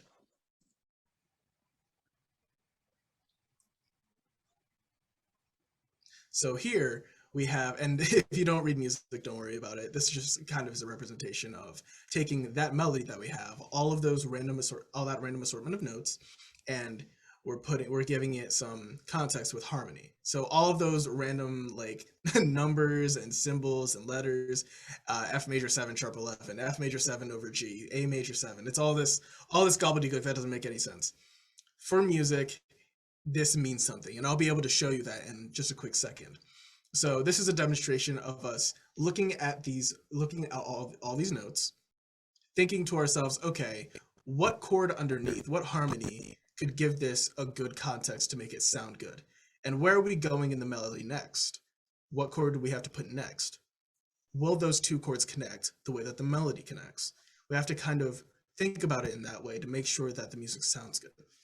So from here, I'm going to have to take you into a different software.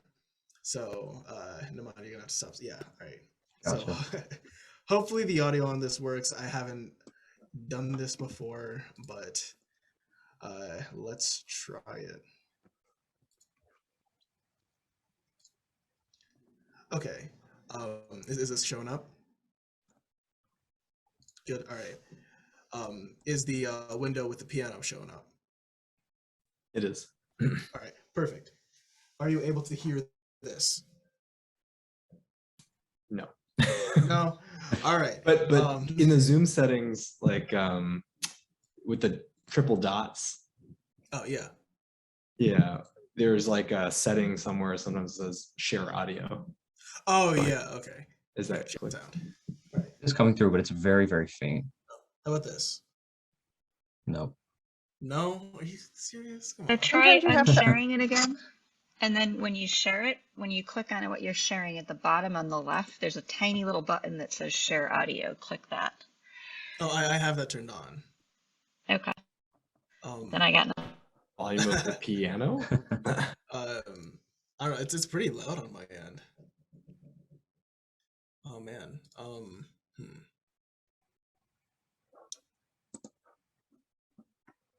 Let me see if I can change my settings or something. Oh, actually, hold on. Maybe this will work. All right, how about now? There it is. Yeah. All right, lovely, perfect. Okay, so I'm gonna play a little bit of piano for you. Just pay attention to this piano roll down here. This software is called FL Studio 20. So this is a digital audio workstation, and it's basically used for making music, sequencing music, and producing anything that you really want to. It's used for things like from electronic dubstep, house music, all that stuff, to jazz, to rock, anything you can think of, you can do in FL Studio. So I'm going to be using this right here, this the software called East West Play, to show you some music theory. So, the first thing I'm going to have to show you is, all right, what are these notes? What are these keys? Which keys are they? So let's start here. Let's start with this note right here. This is C. So you can kind of recognize it from there being this long line here on the piano. You can also have this one down here. That's also C. Go down here. That's also C. So anything that has these two black notes and then you go down to this long line, it's C. So from there, you have C, then you go up through the alphabet, D, E, F, G. Then you go from G back down to A, and then you go to B, and then you're back up at C. So that is the C major scale right there. So those are all the white notes. Those are all of the non-polar notes that we have. And then these notes up here, these black notes, what are those? So down here, like I said, we have C, D, E, F, G, G, A, B, C. If we have C and we go up to the next black note and make sure we're going upwards in direction, then that is C sharp. If we're starting at D, the next white note, and we're going down, a direction going down, then we're going to call that D flat. So this key can be called both C sharp and D flat. It's just a very cursory, just quick and dirty general music theory lesson. So this is just to give some context as to our thought process. So when we have our amino acid sequence and we're taking that melody and we put it on the musical staff and we're translating it through the piano and organizing it in that way. We mentioned that the first note was B, so that's this one. Well, actually, let me do this. The next note was E. The next one was C. The next one was C sharp. Or rather, it was D flat. Same note though. So I'm not going to name the rest, but this is basically how the beginning kind of goes.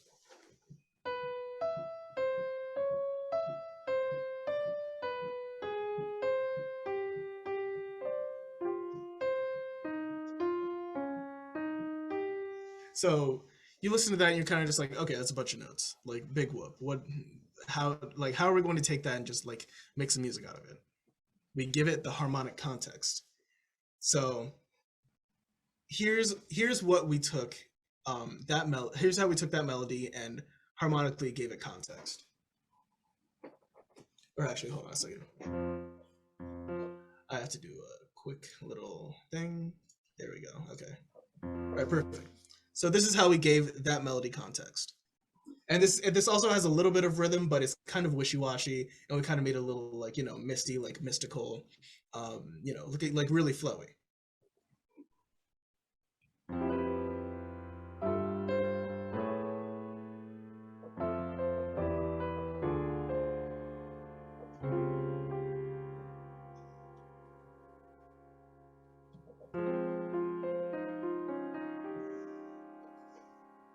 So suddenly, now that has harmonic context. Those notes that we took, that were just randomly chosen by this protein, this amino acid sequence. We gave it some harmony, and now it has a little bit of context. Now it sounds kind of interesting.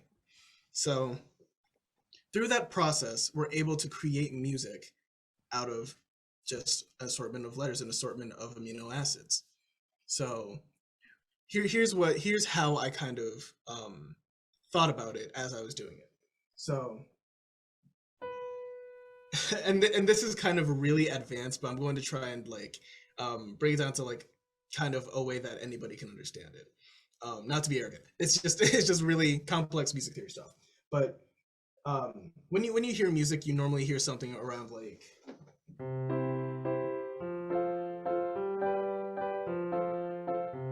And you can see that I'm staying on the white notes there, right?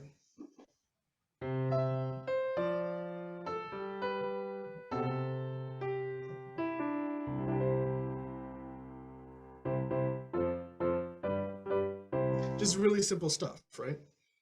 So a music theorist would often tell you, oh, well, you have to choose specific notes here. And if you have a different note and you're trying to play these chords, some notes just don't work. That's not necessarily the case. We have a lot more leeway than one would expect. And this is because of the amount of extended context that jazz harmony gives you. So I can take one note that's up here, and I can kind of take any chord that I want. And so we have like major chords which sound happy, minor chords which sound like a little bit darker, a little sadder. So we have this major chord, this major chord, this major chord. I can go anywhere. I can make a major chord, right?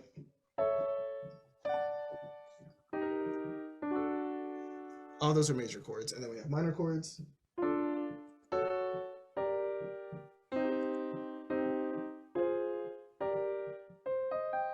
So there are minor chords. So if I have, say, E, this note right here, I can kind of play whatever chord I want underneath as long as I give it the right context. So I could play anything like this.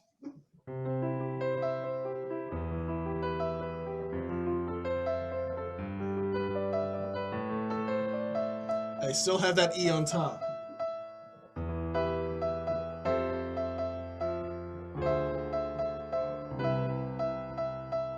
And let's go to a completely different place even. Let's say we go here. Actually, I'm gonna go down the octave real quick. I still have that E, it's the same note, it's just a little lower.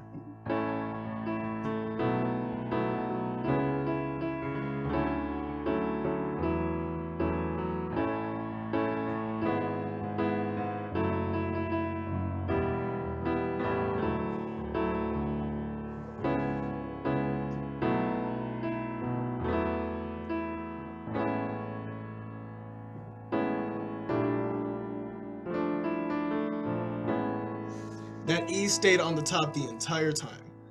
I have so much leeway here with harmony. There's the possibilities are absolutely out of control. There's so much you can do with just one note. So harmony gives us so much of like an ability to manipulate any sort of melody that we have and make it sound interesting. So that's kind of the gist of what I wanted to explain, is that with harmony and rhythm, any sort of thing that we have, whether it's determined by us or not, we're able to manipulate it in a way that makes it sound good. At least good in terms of, you know, Western music, the music that we're familiar with. And so we haven't even gotten into, say, production and what kind of, if we want to add drums, what kind of rhythms we want to add there. But, you know, it's all a part of the creative process. And we kind of just want to give context as to what kind of artistic things we need to know and what kind of steps we need to take in order to develop this. So that's the harmony part of it. From there, you deal with the format. From there, you deal with the genre. And from there, you create a song. And so that's basically it. So I will share my screen. I hope my audio works this time, because I really want to show you guys the actual work that we've been doing for the past few months, I guess. So let me know if the audio comes through. Nope. Nothing. Gotcha. Let's play around with this for a little bit. All right. That should have fixed it, I hope. Yes, we hear it now. Oh, it's a little crunchy though. Nice. I will put a link in the Zoom chat for anyone who wants to take a listen to this on YouTube, actually, once we're done here.